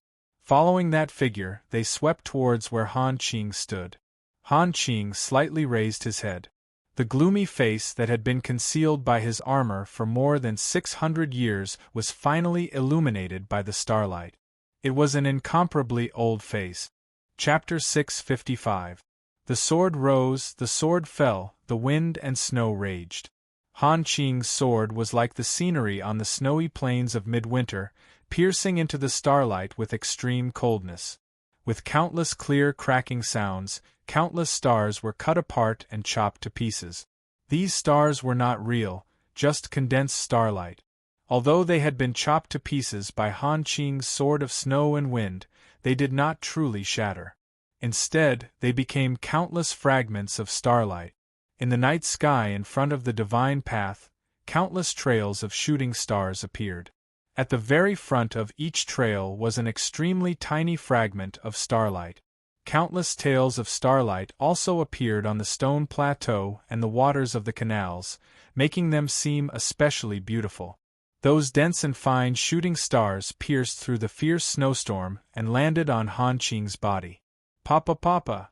Like a torrential rain, like a sandstorm striking a tent, the surface of that ancient armor was instantly covered in countless tiny wounds. The dust in the chinks of the armor was jolted into the air. The rust on the armor was gradually peeled off by the fragments of starlight, and one could even faintly make out a dark red color. Useless coward! Seeing that Guan Xingke's starlight had entered the snowstorm and taken the upper hand, Wu Qiongbai could no longer wait for her husband to strike first. With a grunt brimming with resentment, she swiftly rushed over. Following her figure to the bottom of the divine path was a raging wave several hundred zhang high. It was an ice-cold seawater, a deathly stillness. In a battle of the divine domain, if one wanted to win, one could not hold back. Her first move was her most powerful Taoist technique. Rumble! The thunderous roar of the raging waves resounded through the mausoleum of books. Boundless blue waves slammed against Han Qing. Han Qing's elderly face showed no emotion. He was like the roots of an old tree that had been cut down several hundred years ago. The expression in his eyes also did not change. They were like an old well that had been dried up for several hundred years. Even when facing the joint attack of the strongest Taoist techniques of two supreme experts, he still held the sword in his hand and chopped straight forward. His sword came from the snowy plains of the north, cold and austere to the extreme. The wind and snow blew violently, wanting to devour the countless tiny shooting stars, wanting to directly freeze the raging waves that were tens of thousands of feet high. Could he do it? The world in front of the mausoleum of Books' divine path was divided by three profound qis, presenting three mystical scenes. The night sky was divided into three parts. On one side was a sky full of shooting stars, on the other was a sky full of wind and snow, and on the other side was a sky full of blue waves. In the distance, a little red flower was faintly discernible in the wind and snow, in the stardust, in the raging waves, bright as ever. Countless snowflakes fell one after another, freezing the water in the canal, but it was broken by the tiny meteors. Then, the stagnant water with the aura of nirvanic extermination slapped over. The rust marks on Han Qing's armor were completely wiped away by the small meteors. Then, it was washed by the endless seawater and became extremely bright. The surface of the armor reflected the extremely complex rays of light created by the mixing of starlight and seawater, painting the night sky above the mausoleum of books with a layer of serene color. With two muffled sounds, a mark left behind by a horsetail whisk appeared on the chest of the bright armor. Next to it was a star-like pattern that was about an inch deep and almost pierced through. The blood that slowly flowed out from the chinks in the armor was instantly frozen into a flower of blood, like a coral of blood. When simultaneously confronting the strongest attacks of two experts of the divine domain, no matter how profound Han Qing's cultivation was, he was still forced into a disadvantageous position. It seemed like he was about to enter a dangerous situation. Yet behind the wind and snow, deep in the stardust, high in the blue waves, the little red flower continued to silently sway, clearly showing no intention of joining the battle. Byung-hong suddenly raised his head and gazed at the peak of the mausoleum of books. A look of astonishment appeared in his tranquil and clear eyes. The Tianhai Divine Empress stood at the peak of the mausoleum of books. No matter how intense the battle below the divine path, her expression did not change in the slightest, not even a glance. Her gaze rested on an extremely distant place, tens of thousands of li away. Her soul was also tens of thousands of li away. Tens of thousands of li away, by the stream near Xining Village's old temple, the monk suddenly opened his eyes and gazed across. A night breeze blew through the trees, also ruffling the clothes of the peerlessly beautiful woman across the stream. The Tianhai Divine Empress stood by the stream, yet she also seemed to no longer be there. The monk slightly creased his brow. With a light wave of his sleeve, he threw the string of prayer beads in his hand into the stream. With a splash, the prayer beads fell into the stream, but they did not sink. Instead, they suddenly scattered into several dozen beads that shot out in every direction. Those blood lotuses swaying between the two chis, struck by the Buddhist beads, fiercely shook. As if pulled by invisible ropes, they slowly and arduously drifted to the other shore. He had sensed something, so he did not hesitate to give up his string of magical beads to lock down the star radiance around the stream and keep her soul here. The corners of the Tianhai Divine Empress's lips perked up, revealing a mocking smile. She also waved her sleeve. The gentle night breeze fell upon the stream.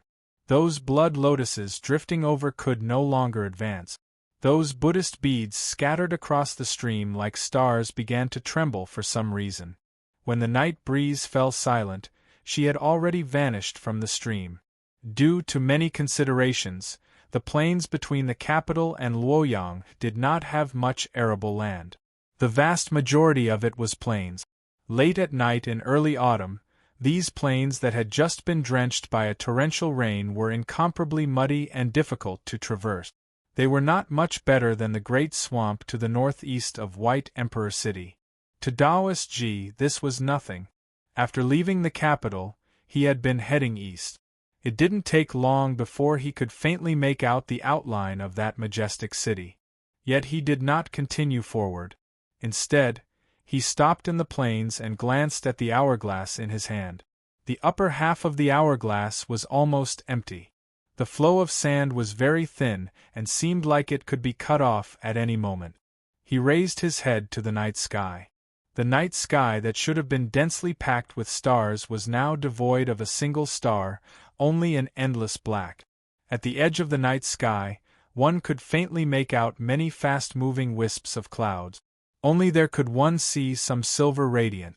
Those clouds incessantly tore at each other, entangled, and combined with the darkness in the center, forming a scene that grew clearer and clearer. It was an incomparably massive black dragon, traversing the entire night sky like a mountain range. The edges of this black dragon glowed with a silver light, giving off a particularly cold feeling. Taoist Ji stood in the plains, gazing at the dragon formed from the night sky, his expression turning solemn. Since the start of the battle, the Tianhai Divine Empress had finally determined his position. He could even clearly sense that Tianhai's soul was currently returning from tens of thousands of li away. Tianhai at the peak of the mausoleum of books was also withdrawing her gaze. If her gaze ultimately fell on this place, if her soul returned to her body, if she came here, then he would be forced to engage in a direct battle with her. Even though she could be said to be at her weakest in the last 200 years, he still did not want to engage in a direct battle with her. 20 years ago, he had already received enough lessons. A clear light seeped out from the depths of his Taoist robe. This clear light was extremely profound and holy, simply incapable of being described with human language. His Taoist robe began to tremble, the cuffs of his sleeves trembling the most. With a rip, The cuffs of his Taoist robe split open and some extremely thin threads of cloth were pulled out by an invisible energy. In the night sky, some cracks appeared on the body of that black dragon that had clearly been formed from Taoist techniques, a clear light emerging from within. Her soul returned from tens of thousands of li away. The Tianhai Divine Empress's phoenix eyes grew even brighter. She drew back her gaze from the distance, nor did she look at Luoyang, but at her feet. An extremely clear phoenix cry suddenly appeared in the mausoleum of books, resounding through the night sky. This phoenix cry was so tyrannical that besides it, all living things in the world actually dared not make a single sound. The Tianhai Divine Empress vanished before Chen Chongsheng's eyes. Two black lights, like smoke and mist, suddenly appeared on the white divine path. The edges of the black lights cut through space, giving off extremely sharp screeches. These were the two wings of the phoenix. The Tianhai Divine Empress had finally revealed her strongest side in front of the world. Nothing could be faster than her speed, whether it was sound, sight, or even thought. She did not go to Luoyang. Instead, like a black lightning bolt, she landed on the stone plain below the divine path. The pitch-black phoenix wings fanned the night wind, but they also thickened the darkness.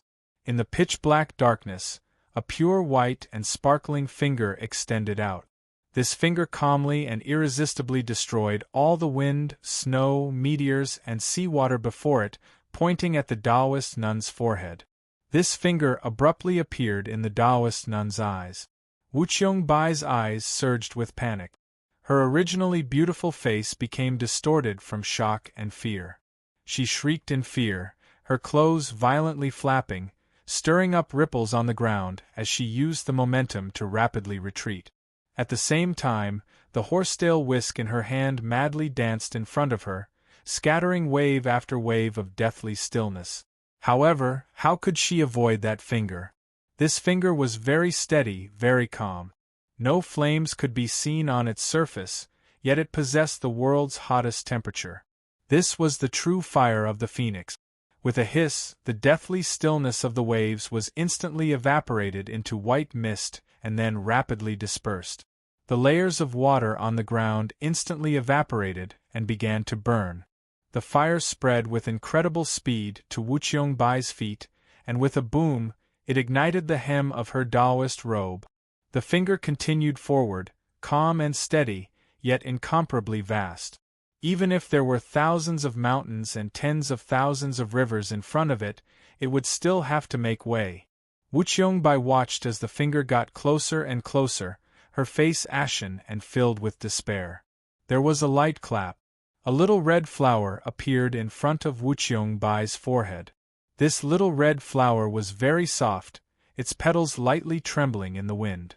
They were very bright, and a few drops of dew could even be seen on the petals. They were somewhat wet. The finger fell on the little red flower. The petals trembled, the dew visibly evaporating, but at a much slower rate than the dissipation of the waves. The true fire of the heavenly phoenix could burn away all things in the world. The petals gradually softened and then withered, seeming particularly weary. Ultimately, with a bang, they dissipated in the wind. The finger also disappeared at the same time, and no one knew where it went. Wu Qiangbei looked in a certain direction and shrieked, "Run! The cold is so uncomfortable, I want to curse." Chapter 656. Wu Qiangbei collapsed in the puddles on the ground. Her Taoist robe had been burned to shreds, her face pale, her entire body drenched. She looked extremely wretched. Yet she could not care about these things, only desperately yelling.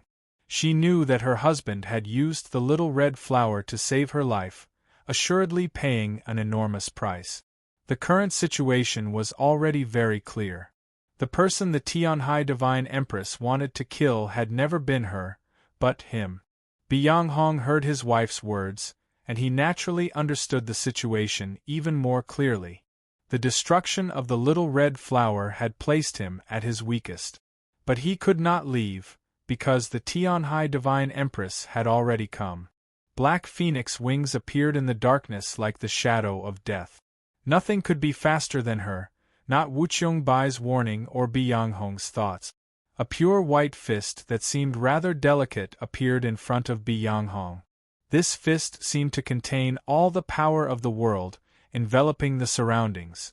Biyonghong felt that no matter where he went, he could not avoid it, unless he went into the heavens or into the earth. But the earth was firm, and the seal of the mausoleum of books prevented even experts of the divine domain from flying, so how could he avoid it? His pinky finger lightly flicked, and the rope that had been tied to the little red flower began to swing. There seemed to be an invisible rope in the darkness, stretching from the starry sky all the way to the mausoleum of books and tying it to his body. His body began to fly upward in an incomprehensible manner. Just when his feet left the ground, the pure white fist arrived. It seemed like he had failed to gain anything, but in truth, this was a crucial moment, because the fist did not land on his face, but on his chest. At that moment, the rope tied to his pinky finger also swung in front of his chest. A thunderous boom exploded through the mausoleum of books. Countless cracks appeared on the stone plain, and all the water in the canals began to evaporate, transforming into mist.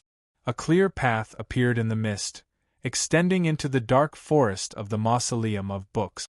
A clear path also appeared in the dark forest, the ground covered in collapsed trees. The end of the path extended to the river outside the mausoleum of books. A large hole had appeared in the long-dried bottom of the river, within which were several pieces of the imitation heavenly tome monoliths. Biyonghong lay in front of those broken stone monoliths, his chest caved in and his body covered in blood. Black phoenix wings scattered the darkness as a pure white fist once more appeared in the night sky, hurtling towards Biyonghong. It was clear that it was not prepared to give him a chance to catch his breath. Wuchungbei screamed and madly charged in that direction. The snowstorm and the meteors were still facing each other at the end of the divine path. A hint of harshness appeared on Guan Xingke's plain and unremarkable face. He had not expected that even with Biyonghong's cultivation, he was still no match for a single punch from the Tianhai Divine Empress. He could not allow the situation to continue developing like this. If the Tianhai Divine Empress really did kill Biyonghong in one blow, then he would assuredly be next. Countless tiny shooting stars suddenly changed directions in the night sky, filling the sky with starlight as they surged toward the river outside the mausoleum of books, attacking the Tianhai Divine Empress's back. A sky full of wind and snow swept forth, instantly leaving behind countless cracks on Guan Xingke's body. These were all wounds inflicted by sword intent. Between the stars there seemed to be a connection. This was fate. Between the domains of stars there were paths, and this was change. In a few moments, the sky full of shooting stars that enveloped the river and attacked the Tianhai Divine Empress seemed indescribably dense, but in the end it was not a true sea of stars. Of course, there were still gaps. No one could find the gaps between those shooting stars in such a short amount of time. Guan Xingke was very confident in this, so he firmly believed that the Tianhai Divine Empress would have to turn around and receive his full-strength attack. He had chosen to use his valiant cultivation to forcefully resist Han Qing's snowstorm sword and have the sky full of shooting stars descend in that direction precisely so that Biyonghong could preserve a chance of survival. From every angle, this choice was brave and wise, but in hindsight, it was the greatest mistake he had made in this battle of the divine domain. Because the Tianhai Divine Empress's goal had always been him. The Tianhai Divine Empress did not turn around. She continued to fly into the night sky and then vanished. Two black streams of light suddenly appeared in the sky full of shooting stars. These were phoenix wings tearing through space to escape. There were paths between the countless stars in the sky. Even fate could be reversed, so how could she not see the gaps between these shooting stars? An extremely clear and incomparably proud phoenix cry resounded in front of the mausoleum of books. A true phoenix cleaved open a path between the stars and arrived in front of Guan Xingke. This was a black phoenix, so massive that it seemed capable of obscuring half the sky. Guan Xingke gave a fierce roar. How could he still care about the sword intent in the snowstorm? His right palm flipped and pressed towards the night sky. With this palm strike, countless stars in the night sky brightened. These were all stars that he had seen for countless years by the shores of the Western Sea, all his companions. Alas, the black phoenix unfurled its wings, obscuring his eyes and also obscuring those stars. The darkness that represented death descended from the sky. There was a light clap. The Tianhai Divine Empress's palm fell on Guan Xingke's palm. Noiselessly, Guan Xingke's palm was unharmed, but his wrist bone was shattered. As an expert of the divine domain, he had observed the stars for several centuries. His flesh and bones had long ago transformed into jade, their toughness comparable to ordinary divine artifacts. However, at this moment it shattered like rotten wood. Immediately after, Guan Xingke's arm shattered, and then his shoulder shattered as well. His crystal-like flesh, his jade-like bones, and his star-like blood sputtered in every direction in the night sky. Guan Xingke's body incessantly grew shorter, incessantly shattered. A loud bang resounded. The palm suspended in the darkness finally shattered. Guan Xingke became a pile of shards on the ground. The night wind whistled and blew the debris in all directions. It went straight up into the night sky, and no one knew where it went. In the night sky, the incomparably massive black phoenix's figure gradually dispersed. The Tianhai Divine Empress returned to the peak of the Mausoleum of Books. She stood at the edge of the divine path, and slowly held her hands behind her. She closed her eyes, then opened them, once more gazing at her own world. She was very calm, as if nothing had ever happened. Thus, the entire world fell silent. Just when the Tianhai Divine Empress closed her eyes and opened them, her soul once more traveled tens of thousands of li, arriving by the stream behind Xining Village's old temple. The branches of the trees were still gently swaying in the night wind. The blood lotuses on the surface of the stream were still drifting about aimlessly. The monk was still sitting by the stream, his bare feet still in the water, not yet withdrawn. This is our world. Since you have come, you cannot leave. The Tianhai Divine Empress looked at him and said, "And we can come as we please, and leave as we please. I've arrived in Shanghai. Tomorrow, I'll meet you at the Shanghai Book City on Fuzhou Road." Chapter 657. The conversation and confrontation by the stream bank of Xining Village's old temple were still continuing. The Mausoleum of Books was surrounded by a deathly stillness, without a single sound. Everyone was shocked. No one could have imagined that the course of the battle would be like this. This was the first time the Tianhai Divine Empress had acted. In a single breath, Guan Xingke had died while Bianghong had been heavily injured. There were extremely few experts of the divine domain in the world, and in the eyes of the common people and cultivators, they were like gods. Yes, everyone knew that a saint like the Tianhai Divine Empress should be a level stronger than the storms of the 8 directions, but who could have imagined that she could so easily accomplish such a feat in such a short amount of time? In this battle of a few breaths, the Tianhai Divine Empress had displayed her might, her unimaginable strength and Taoist techniques, her ability to calculate and plan on par with the will of the heavens. In order to change Chen Chongqing's fate, her cultivation level was damaged and she was no longer at her peak. She was still entangled with the heavenly Tao.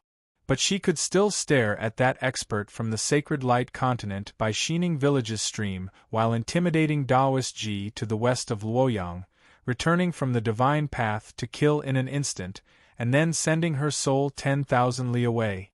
In the west of Luoyang, Taoist Ji gazed silently at the black dragon in the night sky. The Tianhai Divine Empress's soul had returned from tens of thousands of li away. The first thing he sensed was him, so he used a Taoist technique to condense clear light and solemnly await. No one had expected that her first target would be Wuqiongbai. Wuqiongbai believed that she wanted to kill her.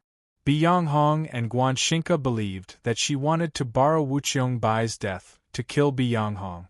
In truth, none of them. From the very start, her goal had been to kill Biyonghong and Guanshinka in one blow.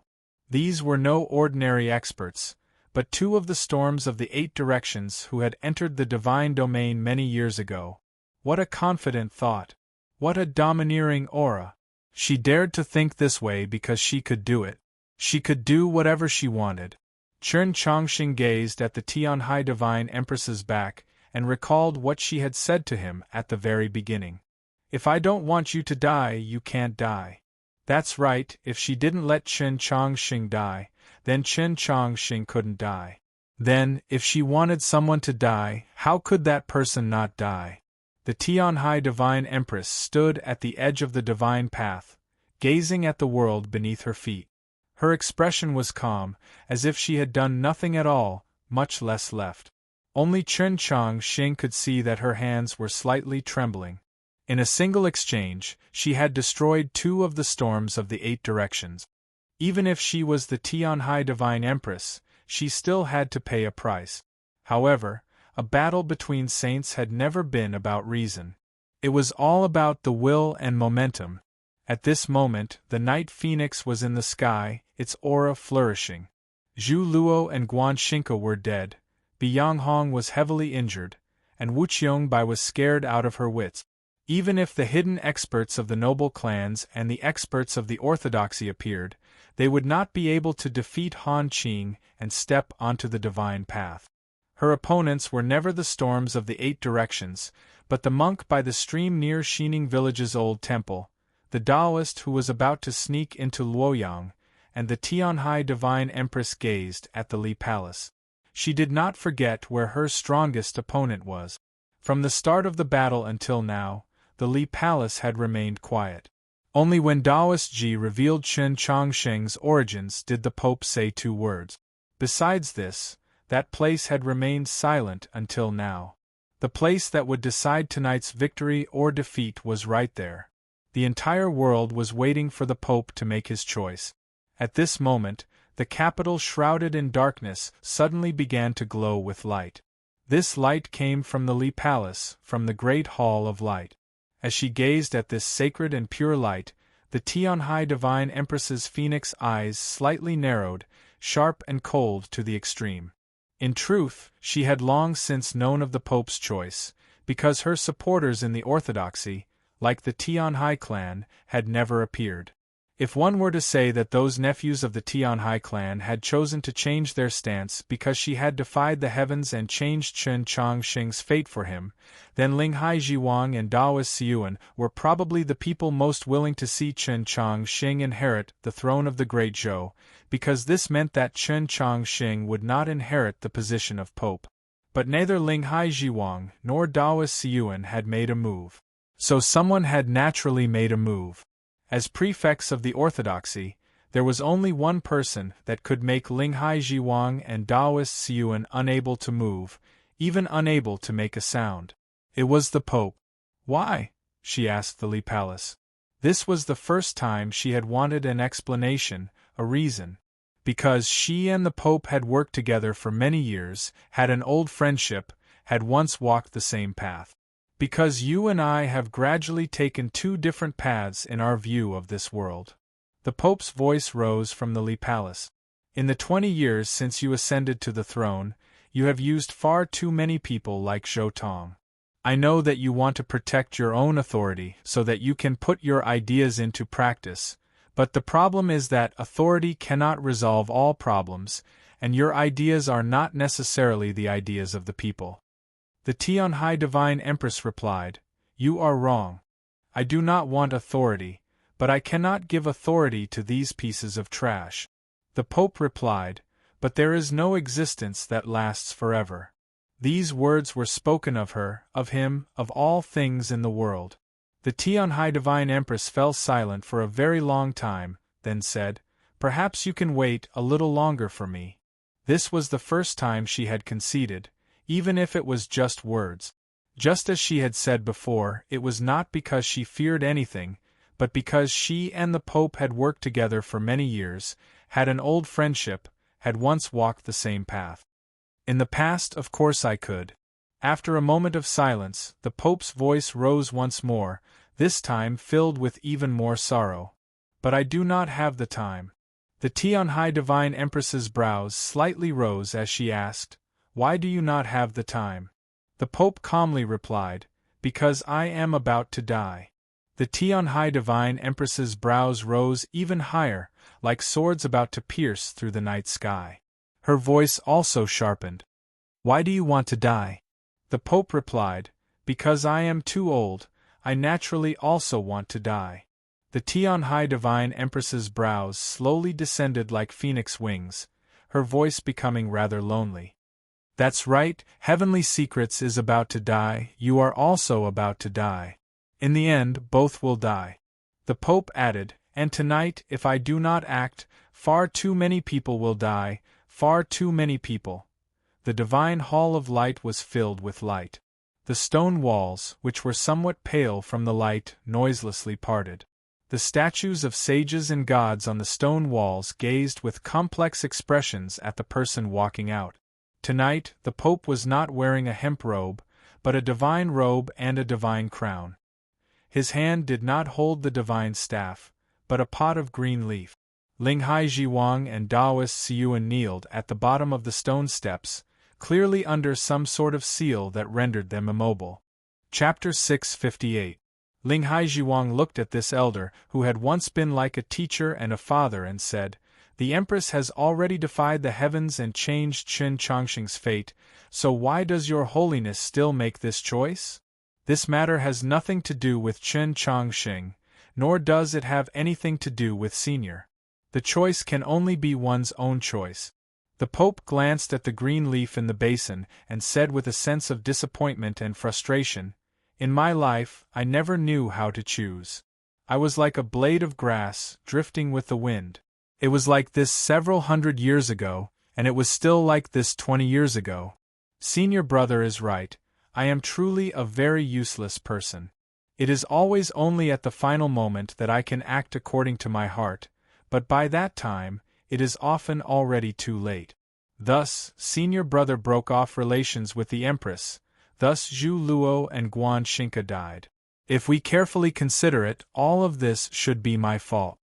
In the last 2 years, because of the Orthodox Academy's rebirth, the Pope no longer supported the Orthodoxy's new faction. Whether it was Linghai Jiwang or Daoist Siyuan, both of them held a deep grudge against the Pope. However, they did not harbor any malice towards the Pope, because they were keenly aware that in the 1,000 years of the Orthodoxy, the Pope was a true, pure cultivator. At these words, Linghai Jiwang and Daoist Siyuan raised their heads and saw that the Pope stood in the sacred light, making it impossible to look directly at him. Daoist Siyuan said in pain, "You don't have to force yourself to make a choice." The Pope said, "My choice should benefit all living beings." After saying this, he walked out of the light palace. Thousands of priests knelt down outside the hall like a tidal wave. The Pope looked in the direction of the mausoleum of books and said, "Why don't we return together?" The Tianhai Divine Empress's reply to this proposal was very clear, her voice cold and indifferent, brimming with ridicule. Perhaps it was because of disappointment? Give the position to these idiots? You've really gone senile. Go to hell then. The Pope faintly smiled, knowing that she was not in a good mood, and then shook his head. The green leaf was no longer in his hands, but floating in the darkness behind him. As the night breeze blew, the green leaves swayed slowly, as if they were shaking their heads. As the green leaves swayed, many people appeared in the Hall of Clear Virtue, which was still some distance away from the Light Palace. These people were the experts of the Orthodoxy who had secluded themselves to break through, the priests who were quietly cultivating and comprehending the Tao. They were already used to life in the green leaf world, and now that they were suddenly called out, they had blank expressions, not knowing what was going on. After a moment, they understood the current situation, and their expressions instantly became grave. They met up with the priests of the Li Palace and then left along the Divine Avenue, dispersing to various parts of the capital. The Li Palace had finally moved, and the situation in the capital was settled. Liang Wangsun left the Lingyan pavilion. For some reason, the Tang's second master did not kill him. The Yulin royal guards began to have internal strife, and the sounds of fighting could be heard everywhere in the imperial palace. It was only when Prince Chen Lu took the so-called will of the late emperor and charged into the imperial palace alone that the situation was somewhat brought under control. Soon after, several princes followed closely behind. 18 cardinals led 300 priests into the imperial city, and the imperial palace finally regained its peace. The situation in the imperial court was even more complicated. The rebellion was encountering enormous resistance, and if not for the insistence of the Minister of Rites, the experts of the Ivy Academies led by Principal Zhuang Jihuan of the Heavenly Tao Academy might have killed even more people tonight. The turmoil in the capital gradually subsided. The rebellion was gradually gaining control of the situation, but true victory and defeat were still far from being decided, because the Mausoleum of Books was still there. There were no armies around the Mausoleum of Books, nor were there any cultivators from the various provinces and counties, because the level of the battle here was too high. People came one after another to the Mausoleum of Books, and even the most unremarkable of them was an important personage. Mao Qiu came, and with him came a tall and thin old man dressed in a Taoist robe and a little girl.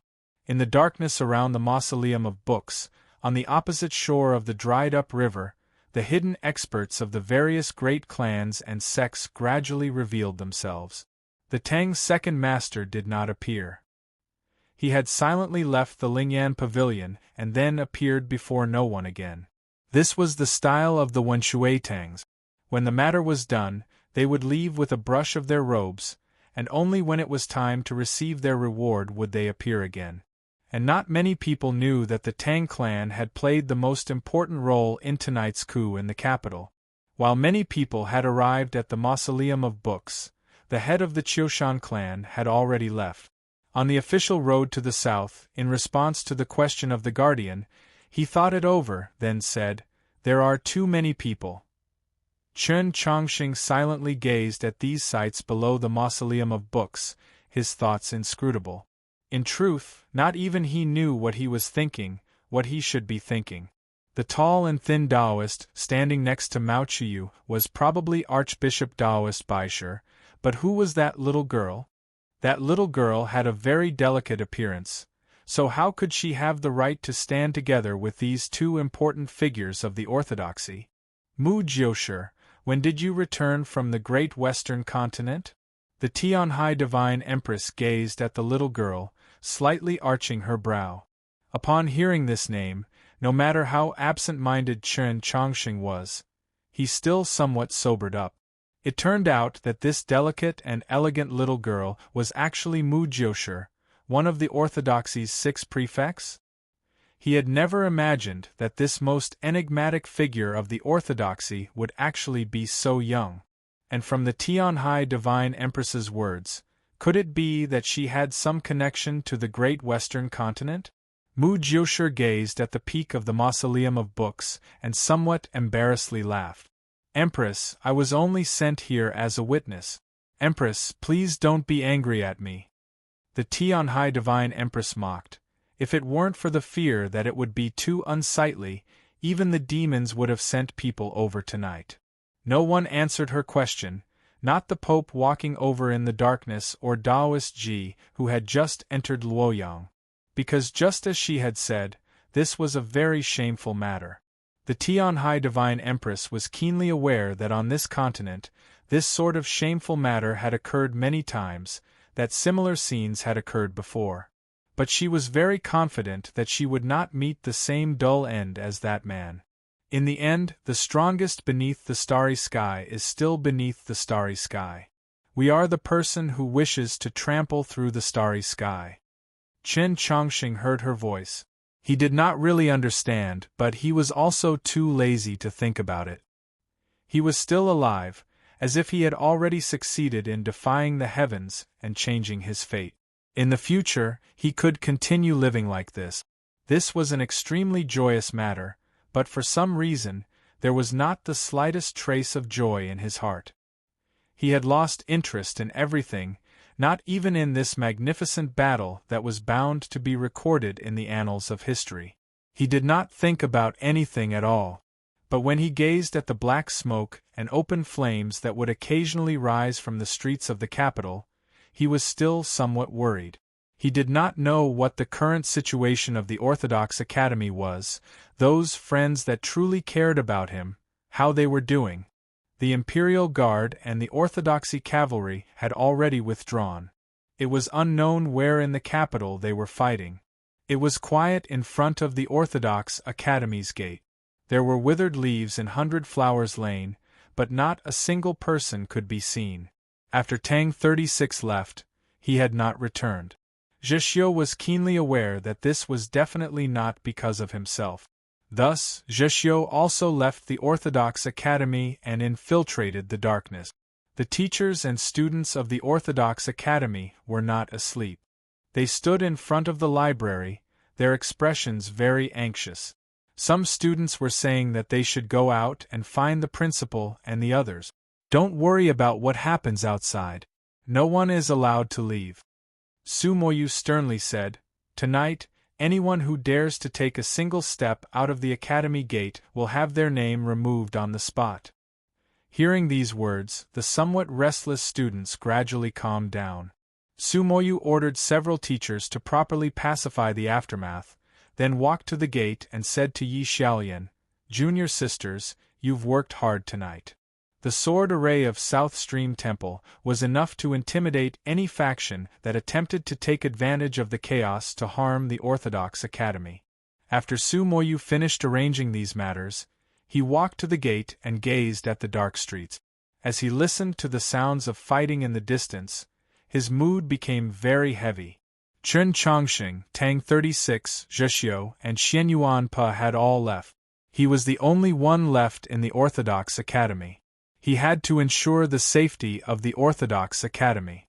This was also the only thing he could do. Yi Xiaolian walked to his side and also gazed into the darkness, her elegant face covered in worry. The disciples of South Stream Temple had been ordered by the Holy Maiden to guard the Orthodox Academy, but the Holy Maiden had not returned after going to the Imperial Palace. Tonight, the capital was in chaos, so was the Holy Maiden well? After the bamboo carriage left the capital, it headed south. In a short period of time, it had already traveled 1,000 li. Perhaps because it was tired, or perhaps because it was too dull and uninteresting, the black goat stopped by the Tangwang River. Starlight fell upon the clear Tangwang River, blown into countless silver leaves by the night wind. The light reflected into the carriage window and painted many beautiful silver patterns on the walls of the carriage. These starlight fell upon the extremely beautiful faces of Su Yorong and Mou, but they seemed rather gloomy, just like their current mood. The wooden hairpin was stuck in Su Yorong's hair. She could not move, could only speak. She looked at Mou and said in a low voice, "Have you guessed something?" The palace dress on Mou's body began to tremble. This was because her body was trembling. She gazed at Su Yorong, appearing especially weak and helpless. She did not seem like the grand lady Mo who would usually kill decisively in the imperial court. Instead, she seemed like a little girl who had been suddenly abandoned. What do you want to say?" The two of them were the most intelligent women in the world. The further they got from the capital, the calmer their minds became, the more conjectures they had. Now, they obtained some sort of confirmation from the other's expression, causing them to become even more alarmed. Whether it was the wooden hairpin in Su Yorong's hair, or the black goat standing by the Tangwang River staring in a daze at the capital, or the two of them themselves, they were all proof. If the Divine Empress had complete confidence in tonight's situation in the capital, why had she allowed them to leave? Su Yorong's face was somewhat pale as she said, "Let's go back." Mou was quiet for a very long time. In the end, she did not listen to her opinion, saying, "This is the Empress's decree. Let's continue."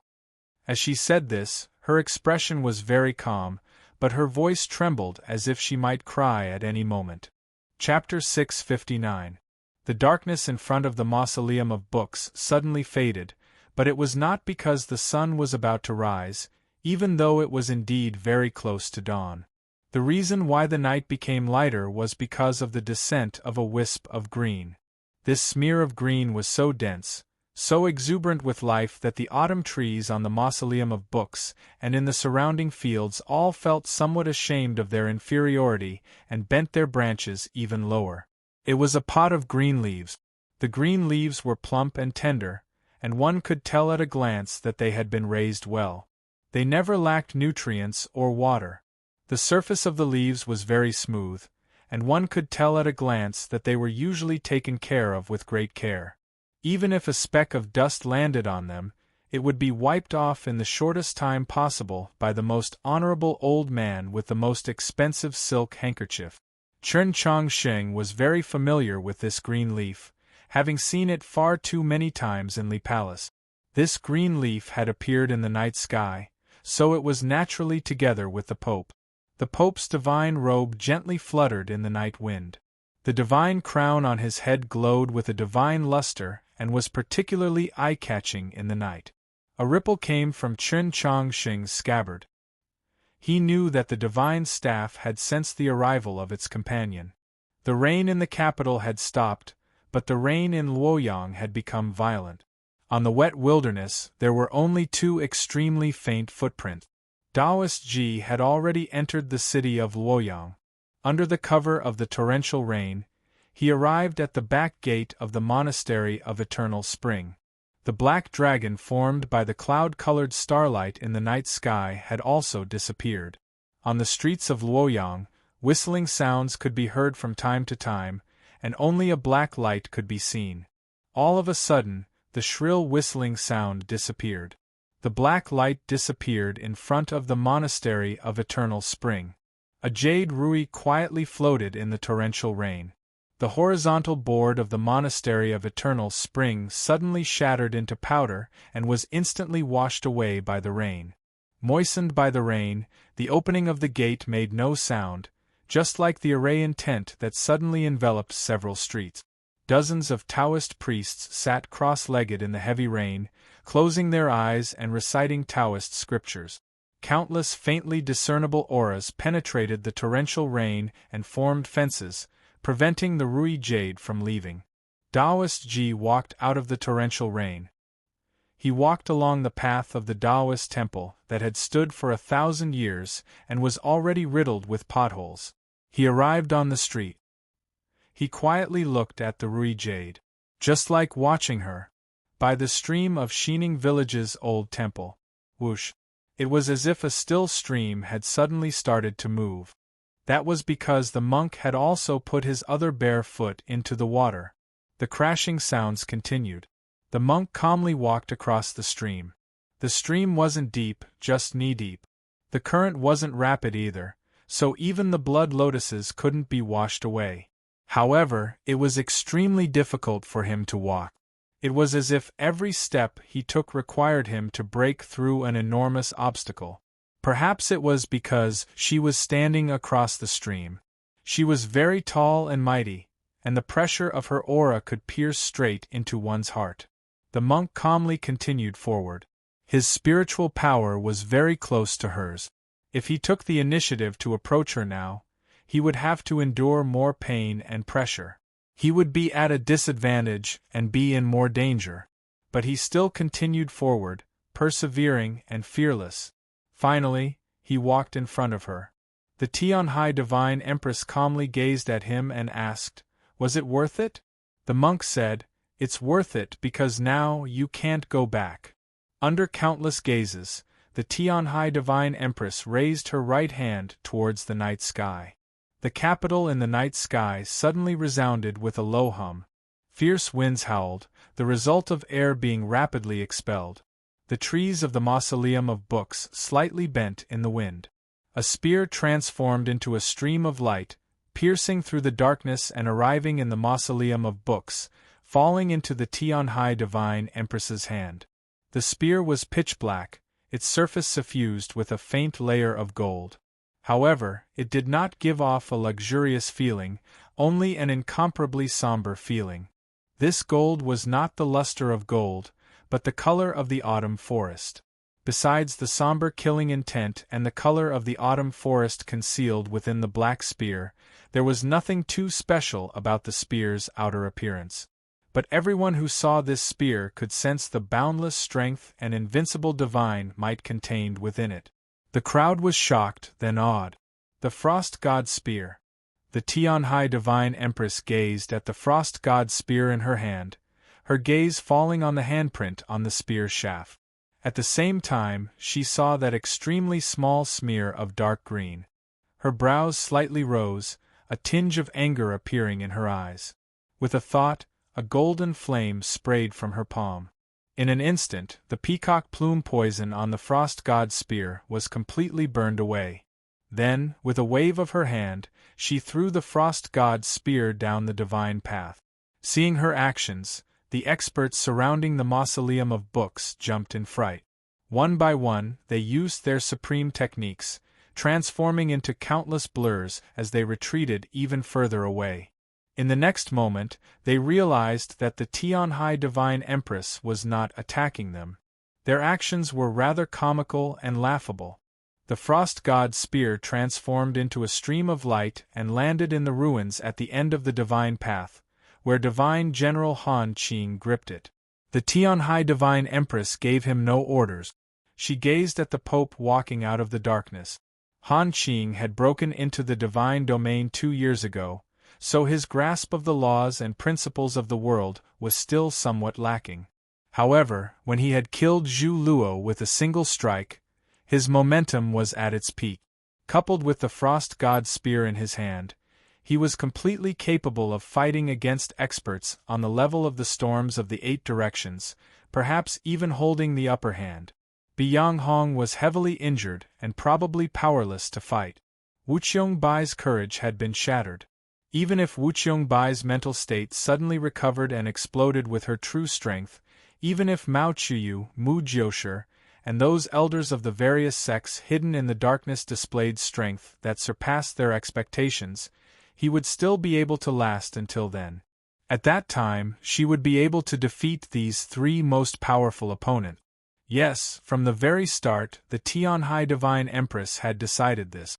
She would first deal with Guanshinka and Bianghong, 2 rather troublesome foes, and then clean up the surroundings of the mausoleum of books. Afterwards, she prepared to use her own strength to fight against the Pope, Shang Xingzhou, and that distant monk from the Sacred Light continent. The Pope, Shang Xingzhou, and that monk by the stream were all experts on a higher level than the storms of the 8 directions. Based on the division of strength of the continent, they were all saints. With such an array of forces, even if Zhou Dufu, Chen Xuanba, or Emperor Taizong were resurrected, they would probably still find it very dangerous. But even if she had to defy the heavens and change fate for Chen Chongqing, even if she was no longer at her peak, she was still brimming with confidence. In the night sky, a peal of thunder boomed. A wind passed through the forest, through the rainwater on the leaves, arriving at the Tianhai Divine Empress's side and lingering around her, lightly ruffling her hair and clothes. She still stood on the peak of the mausoleum of books, but she had already gone elsewhere. In the night sky that was not obscured by clouds, the originally dazzling and beautiful multitude of stars suddenly lost all their splendor, because a shadow had appeared between the heavens and the earth. It was an incomparably vast pair of black wings that seemed to envelop the entire world, gloomy to the extreme, yet majestic to the extreme. The peal of thunder was the clear cry of the black phoenix. The black heavenly phoenix and the Pope's figure simultaneously vanished into the clouds high up in the night sky. All the starlight was torn to shreds and all the clouds began to rapidly churn and twist. Countless bolts of lightning incessantly lit up in the depths of the thick clouds. The crowd could faintly make out 2 figures in the clouds. Amidst the lightning bolts, they traveled at unimaginable speeds, but it was impossible to clearly make out what they were doing. And then there was the rumbling of countless peals of thunder. The lightning was the heavenly secrets triggered by 2 saints. The thunder was the ripples caused by the clash of 2 saints. An earthquake suddenly occurred in Luoyang. From the peony garden to the lotus fragrance pavilion, all the buildings within a 20-some li were on the verge of collapse. Countless cracks appeared on the streets and dust rose in all directions. The people who had been startled out of their sleep cried and shrieked as they fled in all directions, yet they did not know which direction they should go into the darkness. Some Taoists collapsed in the rain, their fates unknown. Their bodies were covered in bricks or broken wood. The monastery of Eternal Spring had already been reduced to ruins, no longer looking the same as before. The Jade Rui had not been able to break this Taoist array, but it had never thought about breaking the array and leaving. Just a moment ago, it had broken through the heavy curtains of rain and met Taoist Ji's finger in the darkness. Two profound and incomprehensible Qis met, two supreme Taoist techniques. In this meeting, they each released their most powerful might. The Qi of the world in Luoyang was twisted like a mountain on the verge of collapse, a sea on the verge of drying up. Even the starry sky behind the rain and clouds began to tremble. The earth quaked and the curtains of rain became illusory. Taoist Ji's finger incessantly trembled, and so did the Jade Rui. Bits of it seemed to be peeling off, smashing countless deep holes in the ground. Behind Xining Village's old temple, the monk walked across the stream and arrived in front of her. He calmly gazed at her, then raised his right hand and pointed at the space between her eyebrows. This battle had taken place in the Mausoleum of Books, had taken place in Luoyang, had taken place tens of thousands of li away in Xining. 3 saints had simultaneously attacked the Tianhai Divine Empress. The Tianhai Divine Empress had used her body, Tao, and soul to fight separately. Even the officials who had the most confidence in her knew that this was the most critical moment. Chen Chongqing was not far behind her, and could see it all the clearest. He didn't do anything. He just looked at everything. Logically speaking, he naturally belonged to the Orthodoxy's faction, should have stood against the Tianhai Divine Empress. He and she were not mother and son, but the reason he could live was all because of her. Anyone else would probably not know what to choose, and he was currently very tired and simply did not want to make any choice. Yes, he had lived, and it seemed like he could live for a very long time. But the world in which he could live no longer seemed to have anything to do with him. The darkness in front of the Mausoleum of Books was torn apart by many figures flying through the air. The wind howled like the mightiest of arrows, the starlight snapped and deformed as if the heavenly tome monoliths were doing something. Wu Qiongbai put down the heavily injured Bi Hong, her face brimming with resentment as she gazed at the ruins below the divine path. After all, she was still one of the storms of the 8 directions. In the end, she still had an extremely powerful fighting strength. Mao Qiyu, Mu Jiushi, and the other prefects of the orthodoxy also came to the front of the divine path. The wind rustled the white paper. Xiao Zhang, covered in blood, had arrived. The hidden experts of the noble clans and sects were still silently waiting in the darkness, not moving. At least half of the experts of the human world had appeared in front of the Mausoleum of Books. No matter how powerful Han Qing was, even if he wielded the Frost God's spear, how could he resist such a force? Suddenly, Han Qing found an object in the ruins of the pavilion. He used his palm to wipe away the dust. It was a lunchbox. Inside was rice and preserved meat stir-fried with green peppers. Then, he did something that no one would have thought he would do. He began to eat. "What's wrong with you? Don't be sick. These past few days have been miserable for me." "It's nothing. Don't go without food. Everyone, take care of your bodies." Chapter 660. The Tianhai Divine Empress's soul was tens of thousands of li away, her Taoist techniques in Luoyang, her body amidst the thunderclouds, fighting one against three saints. What remained at the peak of the Mausoleum of Books was her real body.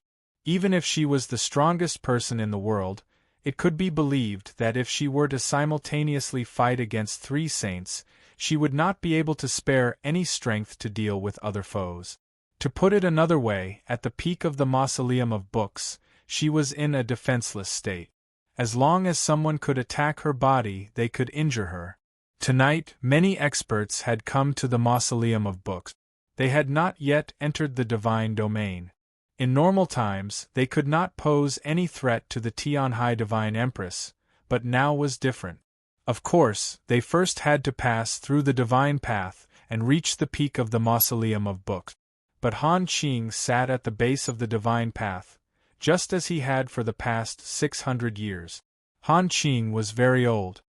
He was a divine general of the same generation as Qin Zhong and Yu Gong. He had sat in the mausoleum of books for more than 600 years, his body covered in dust and covered in rust. Could he still stand against the encirclement of these experts? This was a question worth considering, but it was clear that he was not thinking about it, because he was eating. Green peppers stir-fried with cured meat were all produced in that garden. He quietly and earnestly ate, perhaps thinking of Sun Mei from 2 years ago who had walked up the divine path. Based on what he had said earlier, it was precisely Sun Mei's attempt at the divine path that night, seeking the truth, that made him finally let go of everything and break into the divine. Then, was this food a reminiscence? No, this reminiscence should have fallen even further into the past, because that elderly face was filled with even deeper sorrow. Experts of the world had gathered, yet he was quietly eating. Did this sort of disregard represent absolute confidence or something else? 2 years ago, when Sun Mei stepped onto the divine path to meet his death, Mao Chuyu was outside the mausoleum of books. He personally watched his junior brother die, but he showed no emotion. The girl called Mu Jiushi, on the other hand, revealed a hint of anger. As for those hidden experts of the noble clans and sects that had appeared in the darkness, they also began to grow angry. The qi of those experts, suffused with anger, gathered at the end of the divine path. Han Qing did not react. He still calmly and silently ate, as if those already cold dishes were the most precious things in the world. In the river outside the mausoleum of books, the stone monoliths had been broken into several pieces and scattered on the ground. Wu Qiongbai stood between the broken monoliths, the hatred on her face gradually transforming into wariness and unease, ultimately into fear. Of the storms of the 8 directions that had come to the mausoleum of books tonight, Zhu Luo and Guan Xinca were already dead and Bi Yanghong was heavily injured. Only she still had a complete battle strength. At that moment, because of her husband's heavy injuries, she was indeed furious to the extreme and wanted to attack. Even though Han Qing had displayed unfathomable strength, with the help of those strong cultivators in the darkness, she believed that she could defeat him. However, no matter how bitter and cold her gaze was, Han Qing did not even spare her a glance. Han Qing ate quietly. The iron spear lay quietly beside him. Therefore, she began to fear. "Help me up." Bi Yanghong lay amidst the broken monoliths, his face extremely pale and his qi extremely weak. However, his voice was still as calm as usual, imbued with a power that could make one's heart tremble.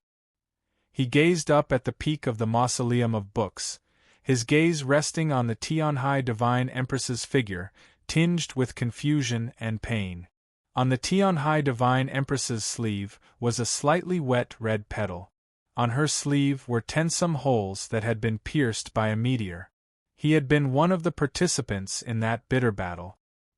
He clearly understood that this was Guan Xinca's death and his own heavy injuries as a reward for the Tianhai Divine Empress. He also noticed another problem. Wu Qiongbai helped him up, the horsetail whisk in her hand trembling, just like her voice. "Let's go. Since I came here tonight, I did not think that I would leave alive," Bi Yanghong calmly said, and then his finger trembled. The string hanging from his pinky finger hissed through the air, passing through the mouth between his thumb and forefinger and coiling around it several times. His body was so heavily injured that he could not even clench his fist. Thus, he twisted his fingers together, forming a fist. He punched the dried-up riverbed. There was a loud bang. This seemingly powerless fist punched a massive hole in the riverbed, so deep that the bottom could not be seen. Beneath it, one could faintly hear the gurgling of water. The imperial design moved, the river dried up, and the stones appeared. The imperial design was now broken, its awe-inspiring array intent gone, no longer able to maintain the current scene. With the gurgling of water, countless springs surged up from the riverbed. In an instant, they submerged the riverbed once more, soaking his and Wucheongbai's shoes. Wucheongbai knew what he wanted to do. Her face paled even more, but she could not say anything to stop him. The springs surged and the water level of the river rose at a visible rate. Accompanied by thunder and lightning high up in the sky, the scene seemed extremely bizarre. A shrill cry of despair burst from Wucheongbai's lips. She and Byonghong stood on the surface of the water, two streams of qi spreading out, instantly enveloping the entire river. The qi exuded from her body was still and silent, like a blue wave devoid of life. Yet the qi exuded from Byonghong's body was incomparably fresh, like a boundless vitality. The river water finally overflowed the stone embankment and flowed back into the mausoleum of books, slowly but inexorably surging towards the divine path. As the waves flowed, green leaves gradually sprouted. In a few seconds, they densely covered the entire surface of the water, a boundless sea of lotuses. Soon after, this sea of lotuses gave birth to countless beautiful lotus flowers. The lotus sea swayed in the night wind, the lotus flowers dazzling in the lightning. Lotus leaves that received the heavens, Wucheongbai.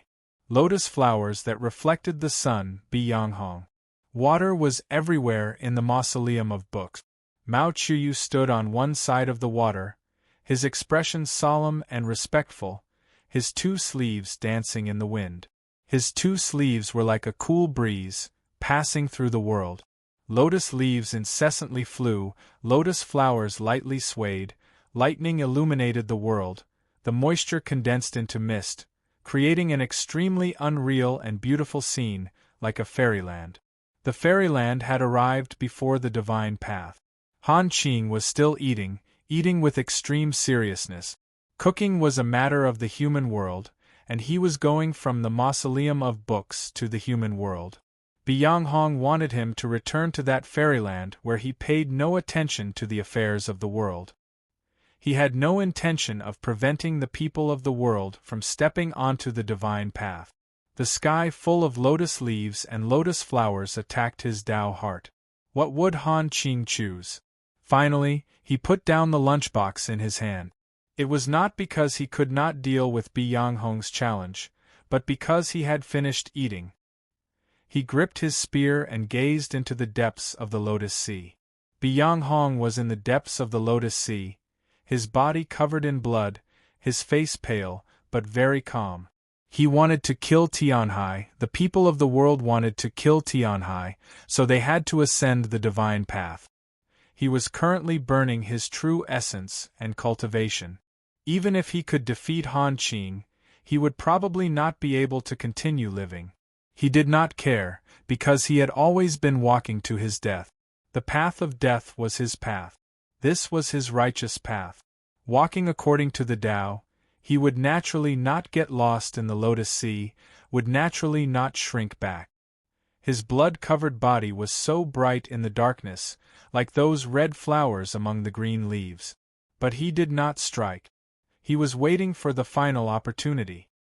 He was waiting by the stream near Xining Village's old temple, waiting for the old monastery in Luoyang, waiting for the dark clouds above the earth to disperse. He raised his head and calmly gazed at the dark clouds. Everyone looked in that direction. Thunder roared without end, lightning connected, the dark clouds twisted, the winds howled. That place was not the human world. In these last 2 days, I should have been in Saipan. The annual meeting is being held, and many of my author friends are there watching the sea. I couldn't hold on any longer, so I asked for leave the day before I set off. When I returned home to Hubei, not only did I not get better, it got even worse. This problem of the soil and water requires me to adjust it far too many times a year. Fortunately, I've always been taking medicine, and I'm starting to get better today. In addition, although the mausoleum of books is filled with water, it can't be said that my writing is water. My writing is very good. When I was recuperating recently, I reread Nightfall and felt the same way. I'm really not bad. I hope that it will be even better in the future. Chapter 661. It was in the human world, but it was not the human world. Perhaps it was because the two combatants had already surpassed the limits of the human world. By the stream behind Xining Village's old temple, the monk walked up to the Tianhai Divine Empress, his finger pointing at the space between her eyebrows. As his finger moved forward, the starlight descending from the night sky suddenly dimmed, and then it began to twist, as if the starry sky had become fake. The spiritual energy from the distant continent directly clashed with the strand of soul from tens of thousands of li away, exuding invisible ripples of unimaginable might. The branches of the trees that had been frozen in the night wind suddenly shattered. Countless sounds rose up from the distant mountain shrouded in thick fog.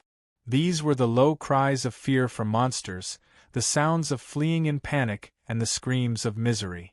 Countless tiny bubbles appeared in the stream, gushing everywhere as if it was boiling.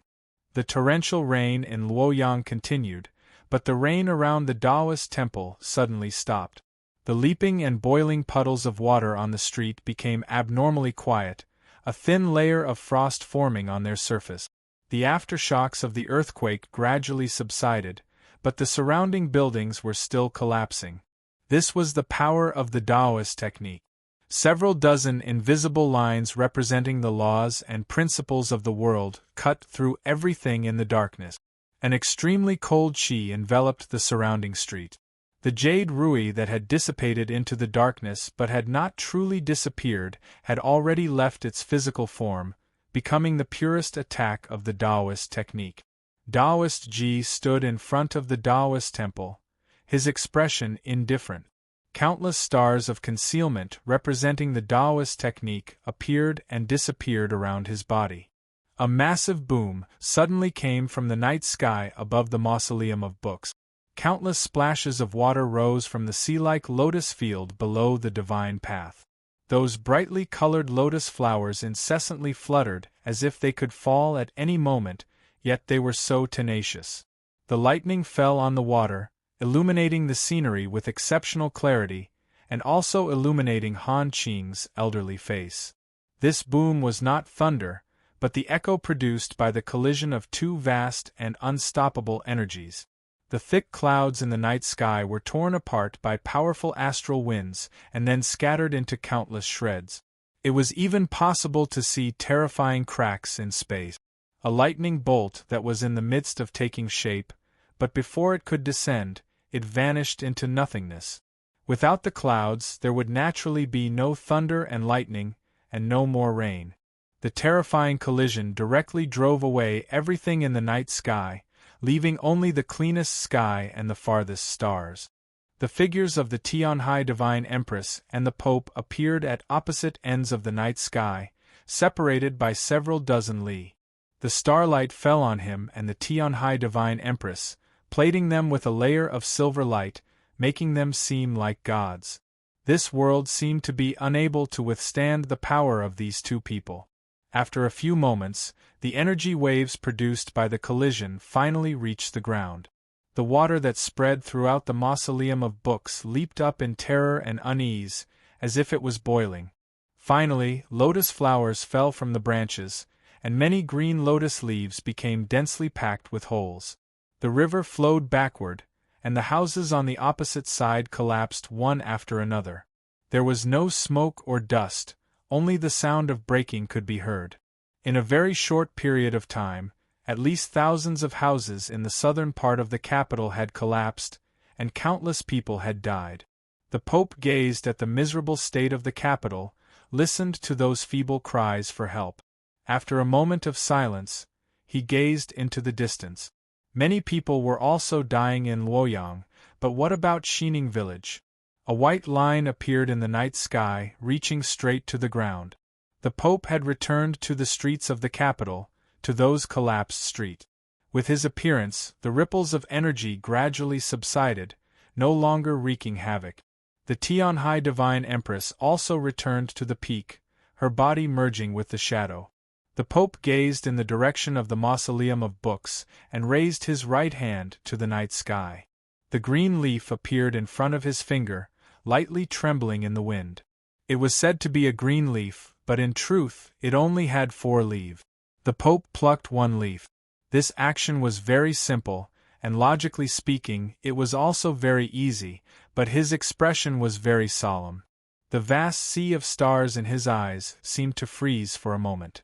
When the green leaf left the branch, an extremely terrifying sound rang out in everyone's ears. This was the sound of mountains shattering, the sound of rivers flowing in reverse, the sound of the sky collapsing. The Pope threw the green leaf towards the mausoleum of books. The green leaf was very light, leisurely drifting in that direction, seemingly without any power. Yet, for the first time, a solemn expression appeared on the Tianhai Divine Empress's face. She then raised her right hand and pointed at a distant place in the mausoleum of books. The green leaf drifted through the darkness, swaying in the wind as it slowly advanced. The wind gradually shattered, the darkness also shattered. The space that the green leaf passed through seemed to be torn apart by a boundless power. Countless cracks appeared and did not disappear even after a long time. The green leaf had arrived in the mausoleum of books. The river water leaped even more fiercely and the green lotus grew into the night sky, as if it had escaped the shackles of the earth. Those lotus flowers grew to a height of several feet. The green leaf arrived on the divine path. Countless cracks appeared on the hard stone step. The leaves and stones on both sides of the divine path madly surged towards the green leaf and then vanished without a trace, as if swallowed up by a vortex. The monoliths in the mausoleum all reacted to the green leaf's arrival. Countless ancient and mysterious cheese seeped out of the rainforest and drifted towards the green leaf. Even the starlight spilling down from the night sky began to visibly bend, transforming into countless streams of light that shot towards the green leaf. Just what sort of Taoist technique was this? It was actually powerful to such a degree. It could actually touch the heavenly tome monoliths, actually change the trajectory of the starlight. Chen Chongqing knew that this was not a Taoist technique. He gazed at the slowly drifting green leaf and sensed its boundless strength and unimaginable pressure. He finally understood why his martial uncle the Pope had been so meticulously caring for the green leaf, constantly watering it so that it could grow even more luxuriant. The green leaf was a miniature world. Within it was a heaven and earth, palaces and buildings, light and wind. Luoluo had once lived in it, and he had also entered it. This was a real space, a real world. Worlds could be divided into big and small, but to humans their weight could be viewed as limitless. So whether it was the fallen leaves or the starlight, they would all be attracted over and then crushed into imperceptible dust. The Pope had used the green leaf as a sword, using a world to beat people. Under the illumination of the starlight, in the distortion of space, the green leaf seemed particularly insignificant, yet it was also a magnificent sight. In the green leaf, Chen Chongqing seemed to see the entire world. Who would be able to resist such an attack? The green leaf slowly drifted over. It should have seemed very light, but it gave off an abnormally heavy feeling. Because this was a world. The Tianhai Divine Empress's expression also turned even more solemn. Her right hand, which was pointing towards a certain place in the mausoleum of books, suddenly dropped an inch, as if she was grasping an extremely heavy object. Chapter 662. The green leaf came out of the darkness. The Pope walked out of the darkness, his face so pale that it seemed transparent. The vast sea of stars in his eyes rapidly spun, like blazing flames. At the same time that the Pope offered his strongest move, using the green leaf world to attack the Tianhai Divine Empress, the two battles in Luoyang, and by the stream tens of thousands of li away, had also reached their most critical moments. The black Rui that had already dissipated into a Taoist technique constructed countless fierce lines around the monastery of Eternal Spring. clear light flickered in and out of existence, and an extremely cold qi enveloped the entire Taoist temple. The water in the vat was frozen into ice, and then the vat broke. The pea-sized lantern lights in the monastery were frozen into pearls of glass, and then broke. Even the lava gushing out of the cracked ground was instantly frozen. Taoist Ji's Taoist robe turned white, the color of frost, and also like the passing of time. As he gazed at the qi of black frost enveloping the Taoist temple and sensed the ripples of energy coming from the mausoleum of books, an extremely distant emotion suddenly appeared on his indifferent face. Clear light seeped out of his Taoist robe, flowing like clear water into the radiance of the stars that represented the Taoist technique. The Taoists that were still alive in the monastery of eternal spring vomited blood as they incessantly recited the Taoist canon. An extremely complex and incomprehensible syllable rose from Taoist Ji's lips. This was the last scroll of the 3,000 Taoist canons, the most difficult to understand dragon language, the most profound essence of the Taoist technique. With the appearance of this syllable, the darkness over Luoyang suddenly trembled. The Taoist technique formed from the jade rui instantly froze, and the qi of black frost in the night sky began to retreat at a visible rate. Taoist Ji pulled out his long sword and attacked for the first time. The sword of the Taoist technique slashed down.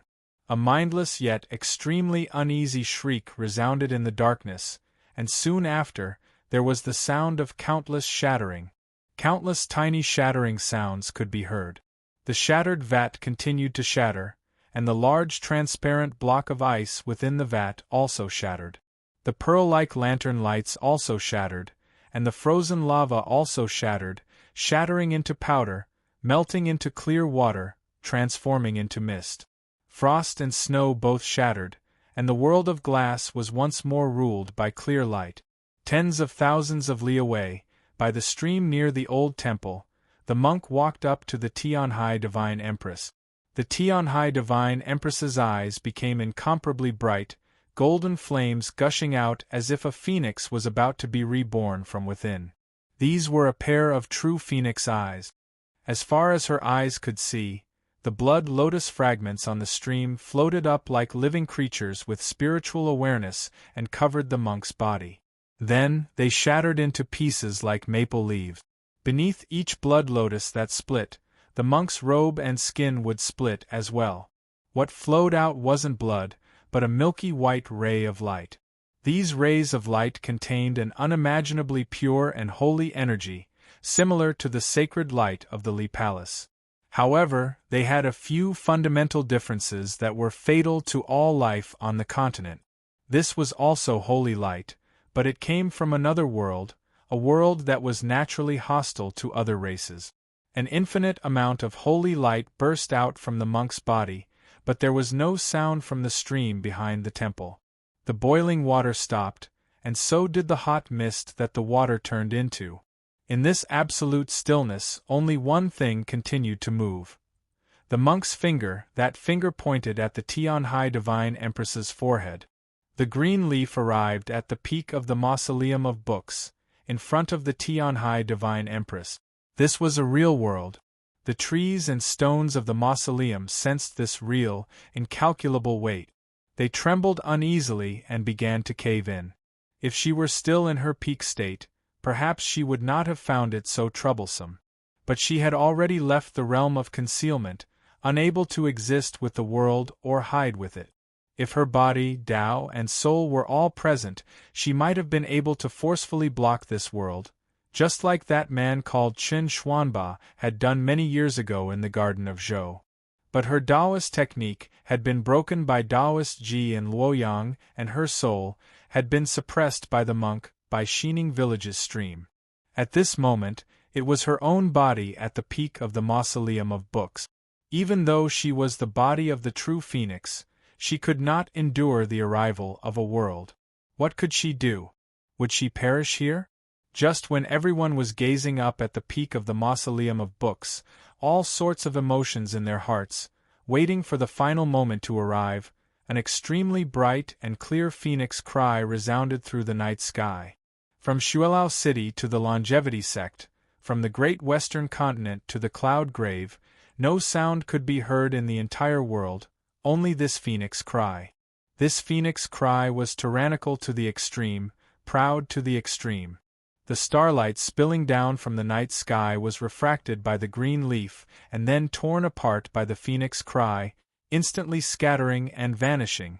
The fearful cries of the monsters on the solitary peak of the cloud grave and the sounds of them fleeing suddenly vanished, as if it had become a true grave.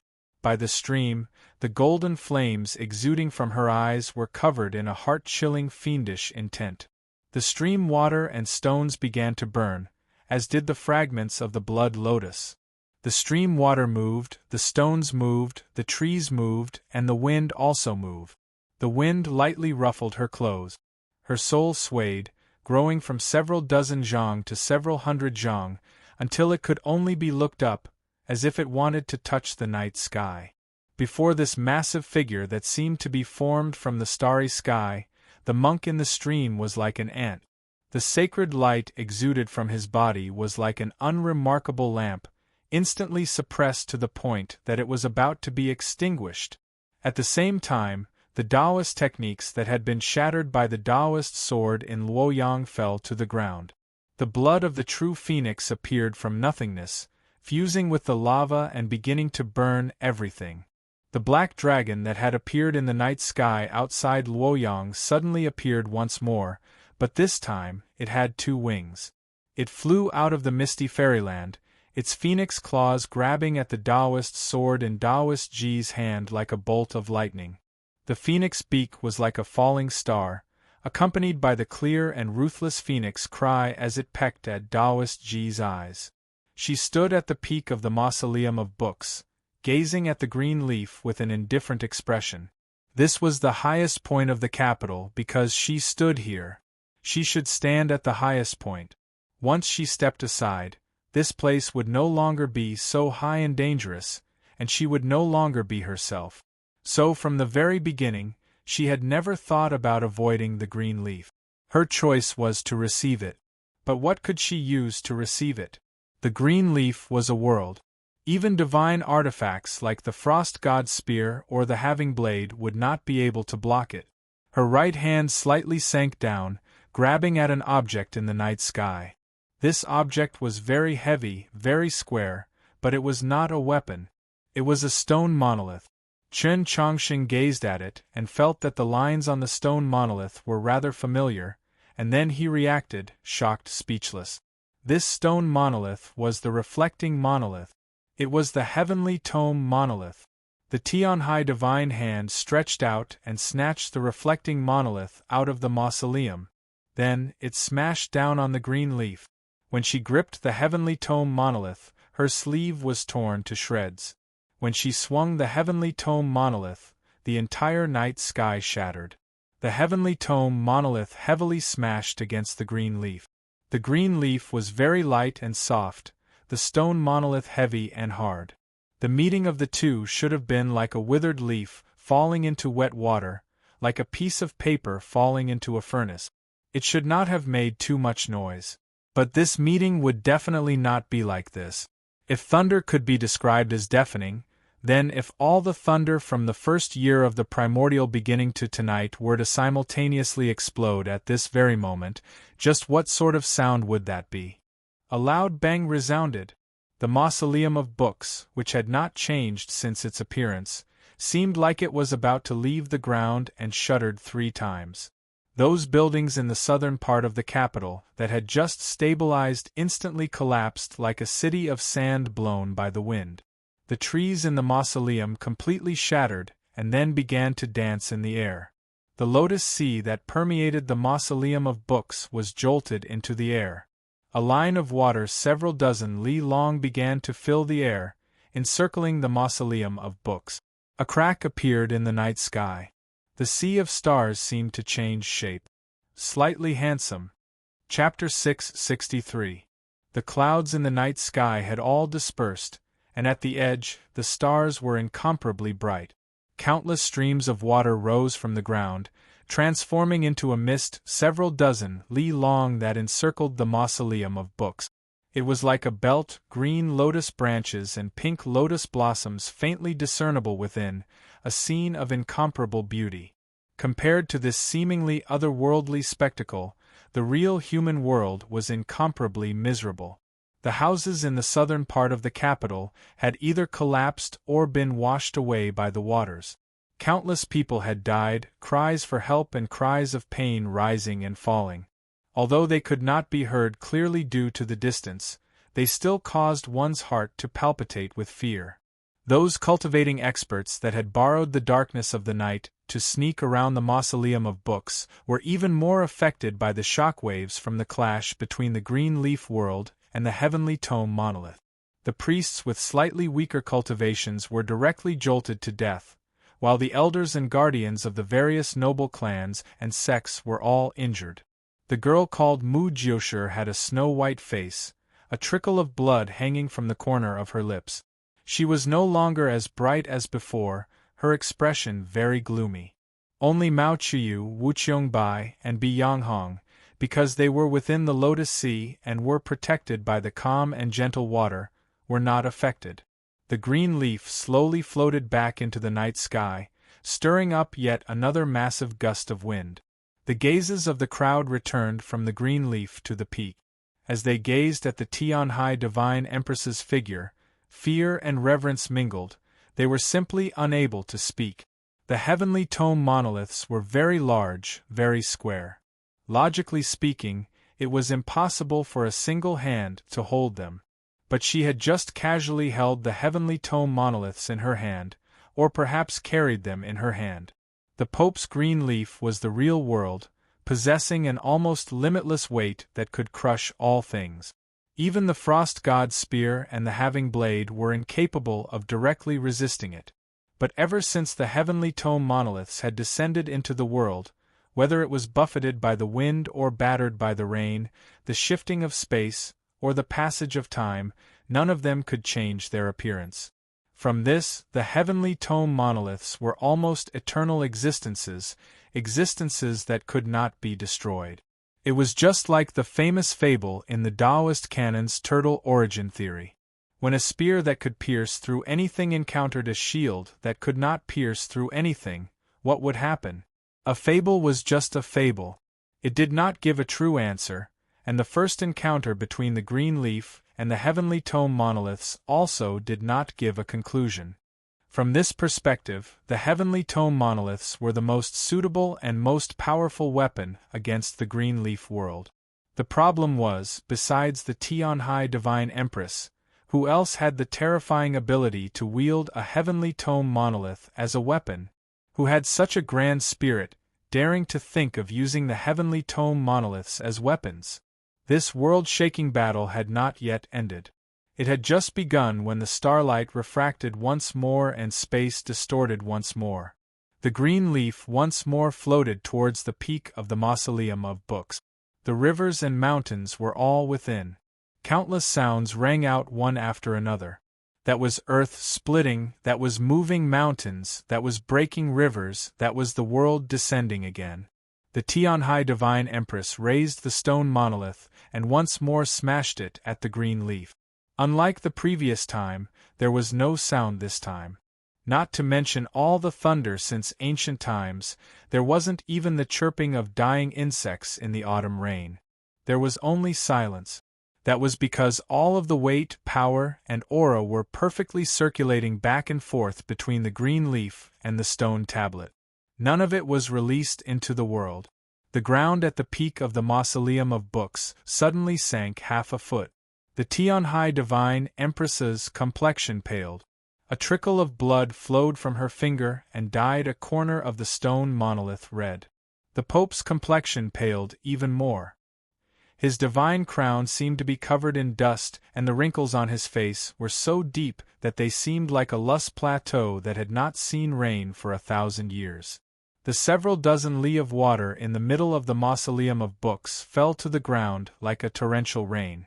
The green leaf was like wet paper, sticking to the heavenly tome monolith. It incessantly trembled, the surface of the leaf gradually tearing. It was obvious that in this clash of extreme strength, the Tianhai Divine Empress already held the advantage.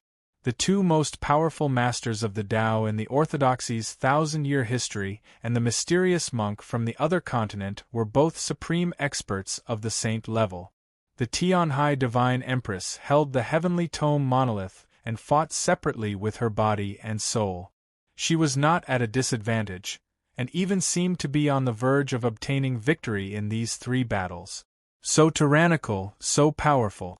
Regardless of the final result, everyone was forced to admit that she was the strongest expert beneath the starry sky.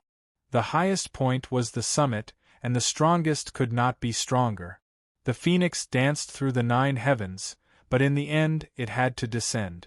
The battle between the Tianhai Divine Empress and the three saints had reached its most crucial moment. She had displayed an unimaginable level of strength, as well as all of her strength. This also meant that it was impossible for her to have an even more inconceivable method. Bi-Yang was well aware of this principle. He knew that the moment he had been waiting for had finally arrived. He glanced at Wu Qiongbai, and the string binding his fingers suddenly snapped inch by inch. Wu Qiongbai's face was pale. The horsetail whisk in her hand began to dance at high speeds, collecting the several dozen pieces of the string into it. The chi of silent extinction, like the cold waves of the Dead Sea, was suddenly mixed with a fresh chi of life. These two completely different chis not only did not clash with each other, but in an extremely short amount of time, they truly fused together, creating an indescribable aura of ancientness. Life and silent extinction had originally been two sides of the same coin. Only when they fused together could the truth of the world be revealed. The lotus leaves incessantly swayed and the lotus flowers within churned. This chi madly surged up the divine path, seeming incomparably powerful. The space in front of the mausoleum of books was filled with an aura of ancientness. They were the only husband and wife of the storms of the 8 directions, and could also be said to be the strongest couple in the entire world besides the White Emperor couple. When they truly joined hands and unleashed their strongest attack, even someone as powerful as the Tianhai Divine Empress had to treat it with caution. But at this moment, the Tianhai Divine Empress's strength was completely in the heavenly tome monoliths, her Taoist techniques were in Luoyang, and her soul was tens of thousands of li away. How could she deal with it? In the depths of the Lotus Sea was a ruin. There had once been a pavilion there, beneath the divine path. All those who wished to ascend the mausoleum of books, whether human or chi, had to pass through this place. When the ancientness of Bi-Yang and Wu Qiongbai swept over, a sigh arose from that place. This sigh was also brimming with ancientness, seeming very disappointed and frustrated. A hand gripped the pitch-black metal spear. A fierce gale stirred in the mausoleum of books, causing the lotus sea to ripple. The lotus leaves swayed back and forth, throwing those pearl-like drops of water into the sky. This spear was not as ordinary as it appeared. It was the strongest spear in the world, perhaps even the strongest divine weapon in the last 1,000 years. Han Qing gripped the spear and pointed it into the darkness. The bleak autumn wind had arrived once more. All things in the world withered. From the depths of the Lotus Sea, Bi-Yang and Wu Qiongbai groaned. Han Qing indifferently gazed in that direction. He did not speak, nor did he look at his feet. At his feet was a lunchbox. The rice and preserved meat stir-fried with green peppers within the lunchbox had long since been cleanly eaten. What remained was a few drops of water that swayed about. Wherever the iron spear pointed, the green leaves in the Lotus Sea would wither. They looked like starving ghosts that were tied to the yellowing stems. He gazed at the rapidly withering Lotus Sea and recalled the many corpses he had seen on his journey from the north many years ago. His clansmen looked very different from humans, but after starving to death, they strangely became somewhat similar, perhaps because they were all very withered. He had not starved to death, but he was on the verge of becoming a ghost. His eyes were even greener than those of the wolf cavalry, and he was so thin that only his bones remained. Just when he believed that he could not walk out of the snowy plains, he met His Majesty. His Majesty had a very gentle expression, but his brows were very high. His words were concise and forceful.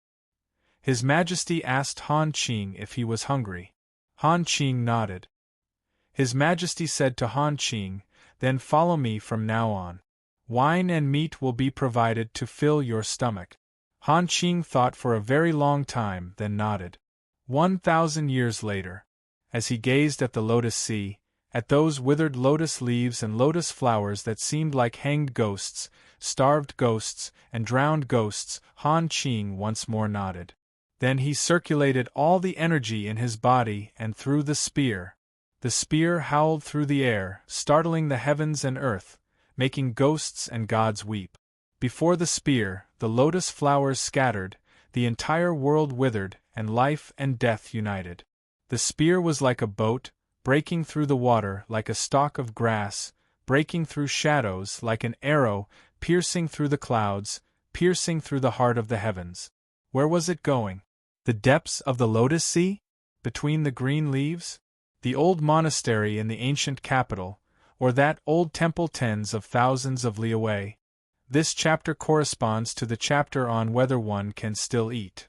Chapter 664. By the stream of Xining village's old temple, the starry sky was obscured. Everything was dark and quiet. The Tianhai Divine Empress's soul was in the world. Those stars that occasionally peeked out seemed like decorations on her clothes.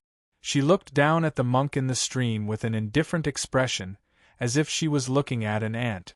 It was very quiet by the stream, and the lonely peak in the mist was also very quiet. At this moment it was almost deathly still. On the still surface of the stream, there were burning fragments of the blood lotus. There were also many blood lotus fragments on the monk's body. His monk robes were torn and his flesh was cracked. Holy light bloomed like a flower. An indescribable divine might descended from the sky, crushing the holy light emitted by the monk like a firefly. In the dimming holy light, the monk's expression became more and more tranquil. Heavily injured by the Tianhai Divine Empress's soul, his entire body was covered in blood, his face also covered in blood, yet there was no other emotion in his serene eyes, besides pity. Who was he pitying? This world that he had not returned to for a long time, or was it the distant foreign continent? Or was it his clansmen? No, he was currently looking at the Tianhai Divine Empress, so the pity in his eyes was for her. In Luoyang, Taoist Ji was also looking at the Tianhai Divine Empress. The night was filled with fog.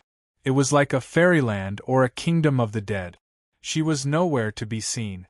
Her supreme Taoist technique formed the shape of a phoenix in the fog and tore through the air.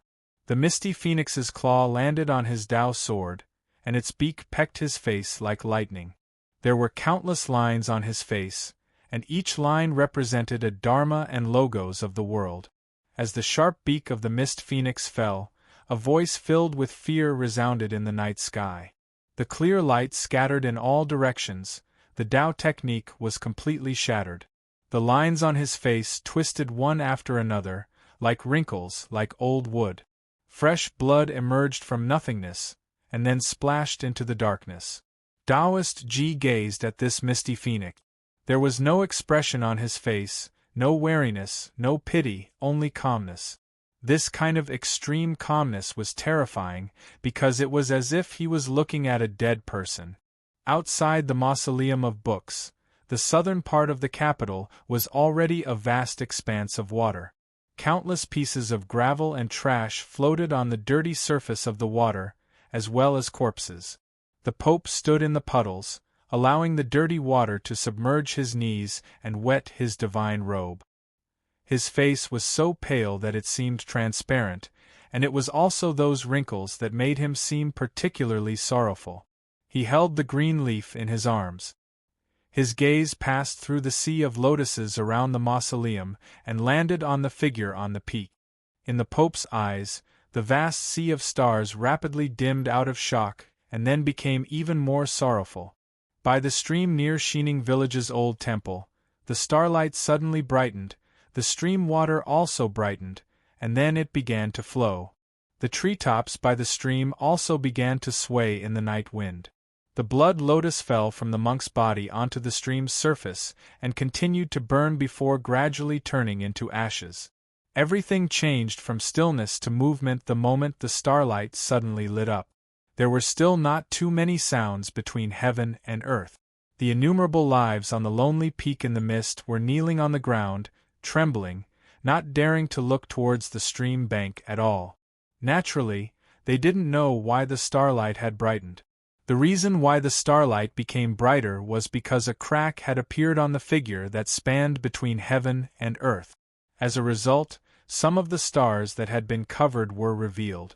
This crack was very large, large enough to contain several mountains. Looking from the ground, it seemed like a large hole had been torn in the night sky. Star radiance spilled out from this large hole, looking just like blood. In Luoyang, the Taoist monastery had already been reduced to ruins. Taoist Ji stood in front of the ruins, the countless lines on his face already bent and even broken. He also seemed like a ruin. His face was still devoid of expression. He only quietly gazed at the phoenix that had appeared in the mist. The misty phoenix's 2 wings were already fully unfurled, spanning 2 long streets. As they flapped, rubble flew from the eaves, and then they stopped. The bolt of lightning in the night sky had vanished without a trace. The phoenix's beak had left the Taoist sword, and one could faintly see a hint of shattering in the phoenix's eyes. Perhaps it was because in the center of the misty phoenix's body, below those 2 wings, a large hole had appeared. White mist, blazing mist, and cold mist slowly flowed out from that large hole, looking just like blood. The peak of the mausoleum of books. The green leaf left the surface of the heavenly tome monoliths, slowly and heavily retreating into the darkness. It looked like a heavily injured bird that found it difficult to fly.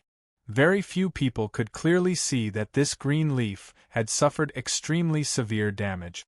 2/3 of its surface had been shattered, only held together by the thin veins of the leaf. It was a very wretched sight. No one was looking at this green leaf. Everyone was looking at the Tianhai Divine Empress, shocked, speechless. The Tianhai Divine Empress gazed tens of thousands of li away at Xining village, gazed at Luoyang, and then looked at the capital. A tinge of perplexity appeared in her beautiful phoenix eyes, which then transformed into a hint of pain. The black phoenix wings were already unfurled, slowly flapping behind her.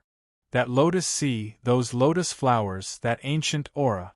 Just a moment ago, they had arrived in front of her, and then they had been fanned into the 9 heavens by the black phoenix wings. Even though she had been using her strongest move to deal with the strongest attacks of the 3 saints, she had still held back, not giving her enemies any chance to take advantage of her weakness. But she had not expected that Yang Hong and Wu Qiongbai, who had attacked with the resolve to die, would still not be the enemy's final move. To put it more accurately, she had not expected that the final enemy would be. The faint perplexity and pain in her eyes completely vanished in the next moment, leaving only indifference. She looked at her body. A spear had pierced through her body, tearing a large hole in her abdomen. This spear seemed very ordinary, its surface devoid of any decorations and pitch black. This was naturally no ordinary spear, or else how could it have pierced through her body? Fresh blood gushed out from the gaping wound, like mist, but also like starlight. The spear began to burn, spraying out countless bewitching fragments of starlight. At the same time, it exuded an extremely profound and somber aura. The Tianhai Divine Empress lowered her head to look at the spear that had pierced through her body. "This is autumn slaying?" Without waiting for an answer, she continued, somewhat sorrowfully, "It's been many years since I've seen it." Whether it was the Tianhai Divine Empress at the peak of the Mausoleum of Books, or everyone at the base of the mausoleum, they all knew that this spear was the Frost God spear of the tier of legendary weapons. The autumn slaying that the Tianhai Divine Empress spoke of was naturally not the name of the spear. This was the spear technique of the Frost God spear, the supreme divine technique that Emperor Taizong had used to dominate the world.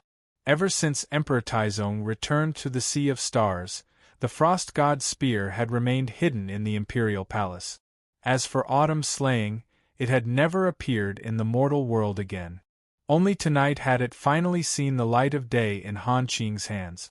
As it turned out, this spear that was bound to life and death did not go to the depths of the Lotus Sea, nor to the green leaves, and certainly not to the old monastery in the ancient capital.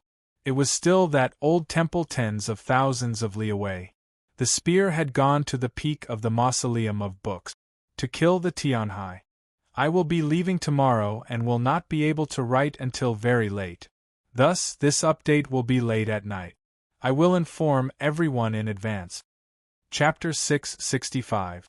Blood gushed out of the Tianhai Divine Empress's abdomen, flowing along the spear and falling to the ground. Encountering the wind, it transformed into a golden flame. Even so, her face, illuminated by the light of the fire, was still pale and colorless. Just like her eyes, they were devoid of emotion. Autumn slaying was truly a good slaying. I truly did not think it would be you. Because in my eyes you were born noble and unsullied. Although you are not human, you value friendship and righteousness more than anyone else. When she said these words, she finally stopped referring to herself as we. Perhaps there was some deeper meaning, or perhaps it was because of pain, or perhaps it was just habit. She was used to treating her as an equal, human or inhuman. The Lotus Sea at the base of the divine path seemed rather disorderly under the blowing of the night wind, like a paddy field waiting to be harvested welcoming a sudden torrential rain. The spear was already silent, the autumn wind gradually stirred, and frost descended upon the world.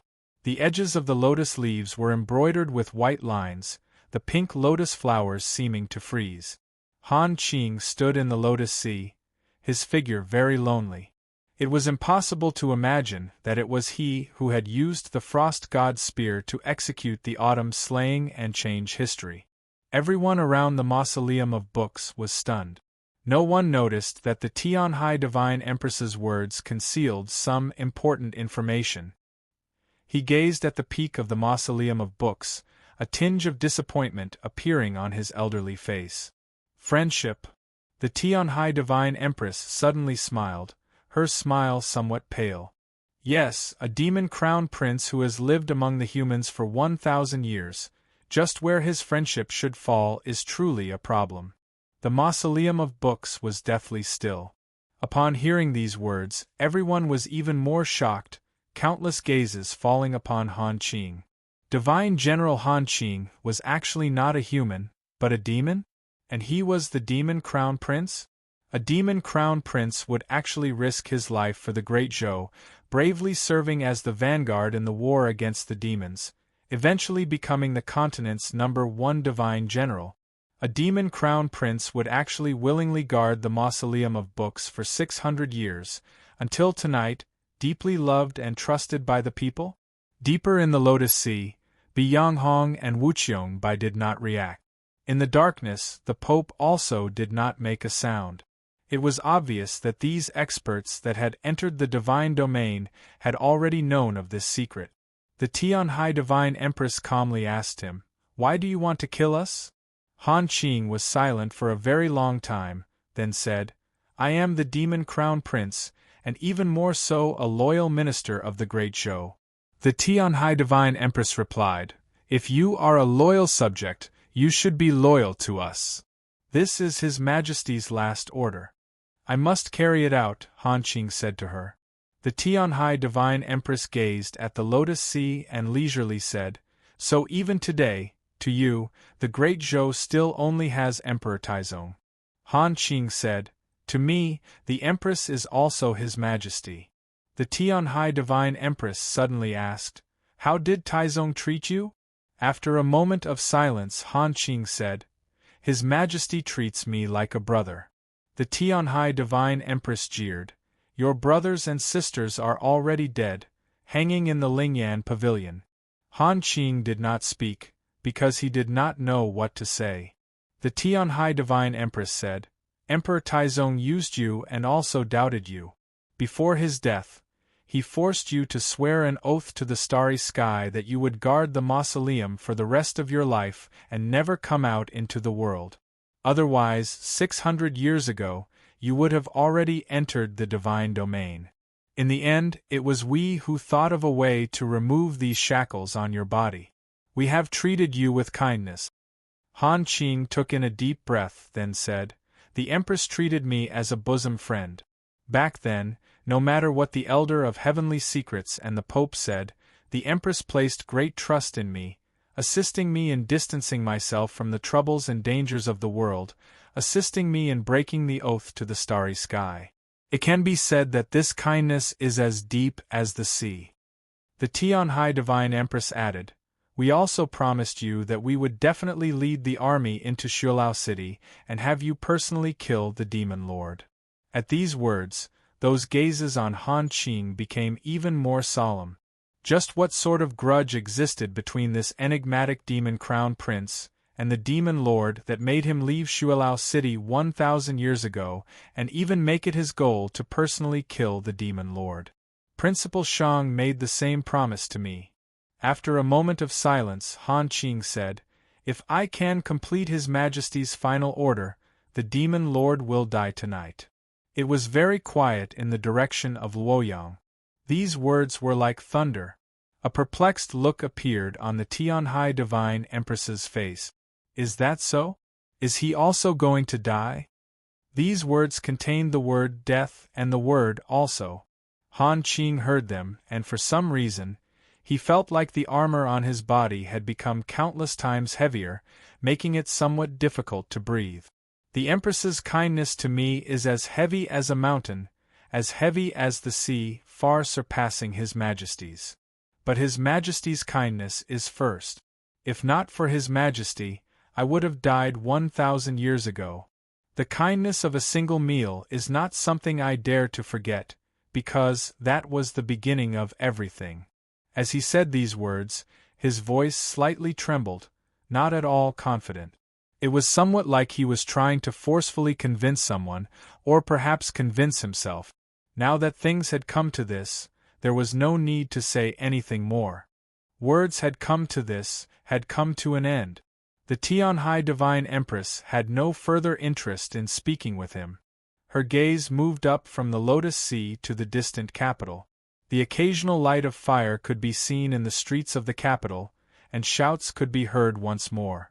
It was very chaotic, but there was one region that was very quiet, pitch black. "Even after dying for so many years, you are still not willing to let me go?" That man had already died several centuries ago. She had ascended the throne as a woman, driven his descendants out of the capital, and subjected them to endless humiliation. She believed that she had succeeded in returning all the pain she had suffered back then, that she was the final victor. Yet tonight, she realized that after so many years, she was still fighting with that man. That place was the Great Zhou Imperial Palace, the Orthodox Academy, and the 100 Herb Garden. Since many years ago, she had lived in these places, fought in these places, and seen many people and things. Only now did she understand that nothing had truly changed. "Now you should be able to die, right?" In front of the Taoist temple in Luoyang, Taoist Ji gazed at the gradually fading misty phoenix, clearly somewhat exhausted. "Please leave in a good manner." By the stream in Xining village, a monk gazed at the gradually fading soul, his expression somewhat sorrowful. "I'm sorry." In the darkness of the capital, the Pope gazed at her on the peak of the Mausoleum of Books, his elderly face brimming with sorrow. The Tianhai Divine Empress gazed at the world, slightly arching her brows. She was in some pain. The frost god's spear had pierced through her abdomen. Her body, soul, and Tao had all simultaneously suffered irreparable injuries. She could sense that the time to leave had come. This was something that could not be resisted, just like her blood burning into smoke and then returning to the blue sky. A ruthless, callous, powerful, and furious phoenix cry resounded from the peak of the Mausoleum of Books and then swiftly spread to the entire continent. Her black hair madly danced behind her, her phoenix wings tearing through the night sky. She gripped the spear and pulled it out of her abdomen. Just by looking at this scene, one could imagine the pain, but her expression did not change. Even her arched brows fell back down. Chapter 666. Inch by inch, the spear was pulled out of the Tianhai Divine Empress's abdomen like a bamboo shoot sprouting from the mud of a forest after a rain. Yet what it carried was not beads of water, but blood. The phoenix blood soaked the spear, soaked her hand, and fell on the stone floor of the mountain, burning fiercely like sacred flames. In the light of the fire, her figure was particularly clear, her madly dancing black hair and phoenix wings making them seem extremely gloomy. A ruthless, furious, almost crazed phoenix cry spread from the peak of the mausoleum of books to the rest of the world. In an instant it enveloped the entire capital. Many cultivators of lower cultivation were knocked unconscious, and some people who were even closer even exploded, transforming into blossoms of blood. The spear was finally completely pulled out and grasped in the Tianhai Divine Empress's hand. Her entire body was covered in blood as she stood on the peak of the mausoleum of books, tottering. The night sky was cloudless for tens of thousands of li, yet a few drops of rain suddenly began to descend, landing on her peerlessly beautiful face. It seemed like she would collapse in the next moment, but in the end she did not collapse. With a crack, a bolt of lightning descended, illuminating the peak of the mausoleum of books and driving away the raindrops, allowing everyone to see the scene on the peak. Descending with the lightning was the spear. The frost god's spear landed on the peak of the mausoleum of books, still firmly gripped in her left hand. The mausoleum fiercely trembled for a moment. She waved her right hand, raising the heavenly tome monolith and smashing it into the darkness in front of the mausoleum of books. The darkness seemed empty, but the reflecting monolith flew through the air, actually smashing open a path in the night sky and arriving in front of the ruins of the southern part of the city several li away. The green leaf on the heavenly tome monolith shattered with it, scattering into countless threads that began to coil around the Pope. The Pope extended his hand, once more picking up the green leaf from the night sky and placing it in front of him. Noiselessly and with a flash of clear light, the reflecting monolith vanished, returning to its place in the mausoleum of books. The green leaf had also truly disappeared, and there were only 3 leaves left in the pot. The Tianhai Divine Empress's body, Tao, and soul had all been heavily injured. Her last sliver of life no longer existed, on the verge of vanishing into the sea of stars. This was a matter that everyone had already confirmed, but they also confirmed that as the descendant of Emperor Taizong, the true ruler of the continent, a mighty figure whose traces could never be erased from the history of the human race, the Divine Empress would definitely not quietly die. This was not in accordance with her personality. Nobody knew what kind of crazy move she would make before she left the world and returned to the Sea of Stars, and what things she would destroy together with her. The Tianhai Divine Empress stood at the summit, looking down on the world, her expression indifferent and her body covered in blood. She was like a god and also a devil. The entire world began to fear in advance. The lotus sea rippled and the lotuses bloomed, surrounding Wuqiong Bai. After doing this, Bianghong pushed his heavily injured body to stand in front of Mao Qiu. Mu Jiushi had long since disappeared. Those elders of the noble clans and sects once more concealed themselves in the darkness, simply not daring to meet the Tianhai Divine Empress's gaze. Everyone waited for the final moment to arrive, but they also understood that the Divine Empress's final strike before her death would probably be left for those truly powerful figures, and not for themselves. The Tianhai Divine Empress gazed at Luoyang. The darkness in front of the Taoist temple suddenly shattered, the misty phoenix also shattered, transforming into countless cracks in space that surged towards Taoist Ji. Taoist Ji's expression abruptly froze. Several strange and incomprehensible syllables burst forth from his lips. A wooden sword pierced through the air from the ruins of the Taoist temple, transforming into a bright stream of light. It chopped down in a seemingly random manner in the darkness. At the same time, his figure turned incorporeal, fleeing even further into the distance. Countless streams of blood scattered through the night sky of Luoyang, looking like a line of blood 10 li long. Taoist Ji flew through the night sky and landed on the street, his entire body covered in wounds and blood everywhere. The last book of the 3,000 scriptures of the Taoist canon had been praised in the language of dragons and slashed with his life-bound wooden sword. He had still not been able to resist the Taoist technique of the Tianhai Divine Empress, but he had still managed to survive. The Tianhai Divine Empress paid no more attention to Luoyang. Drawing back her gaze, she turned to a nameless street in the southern part of the capital.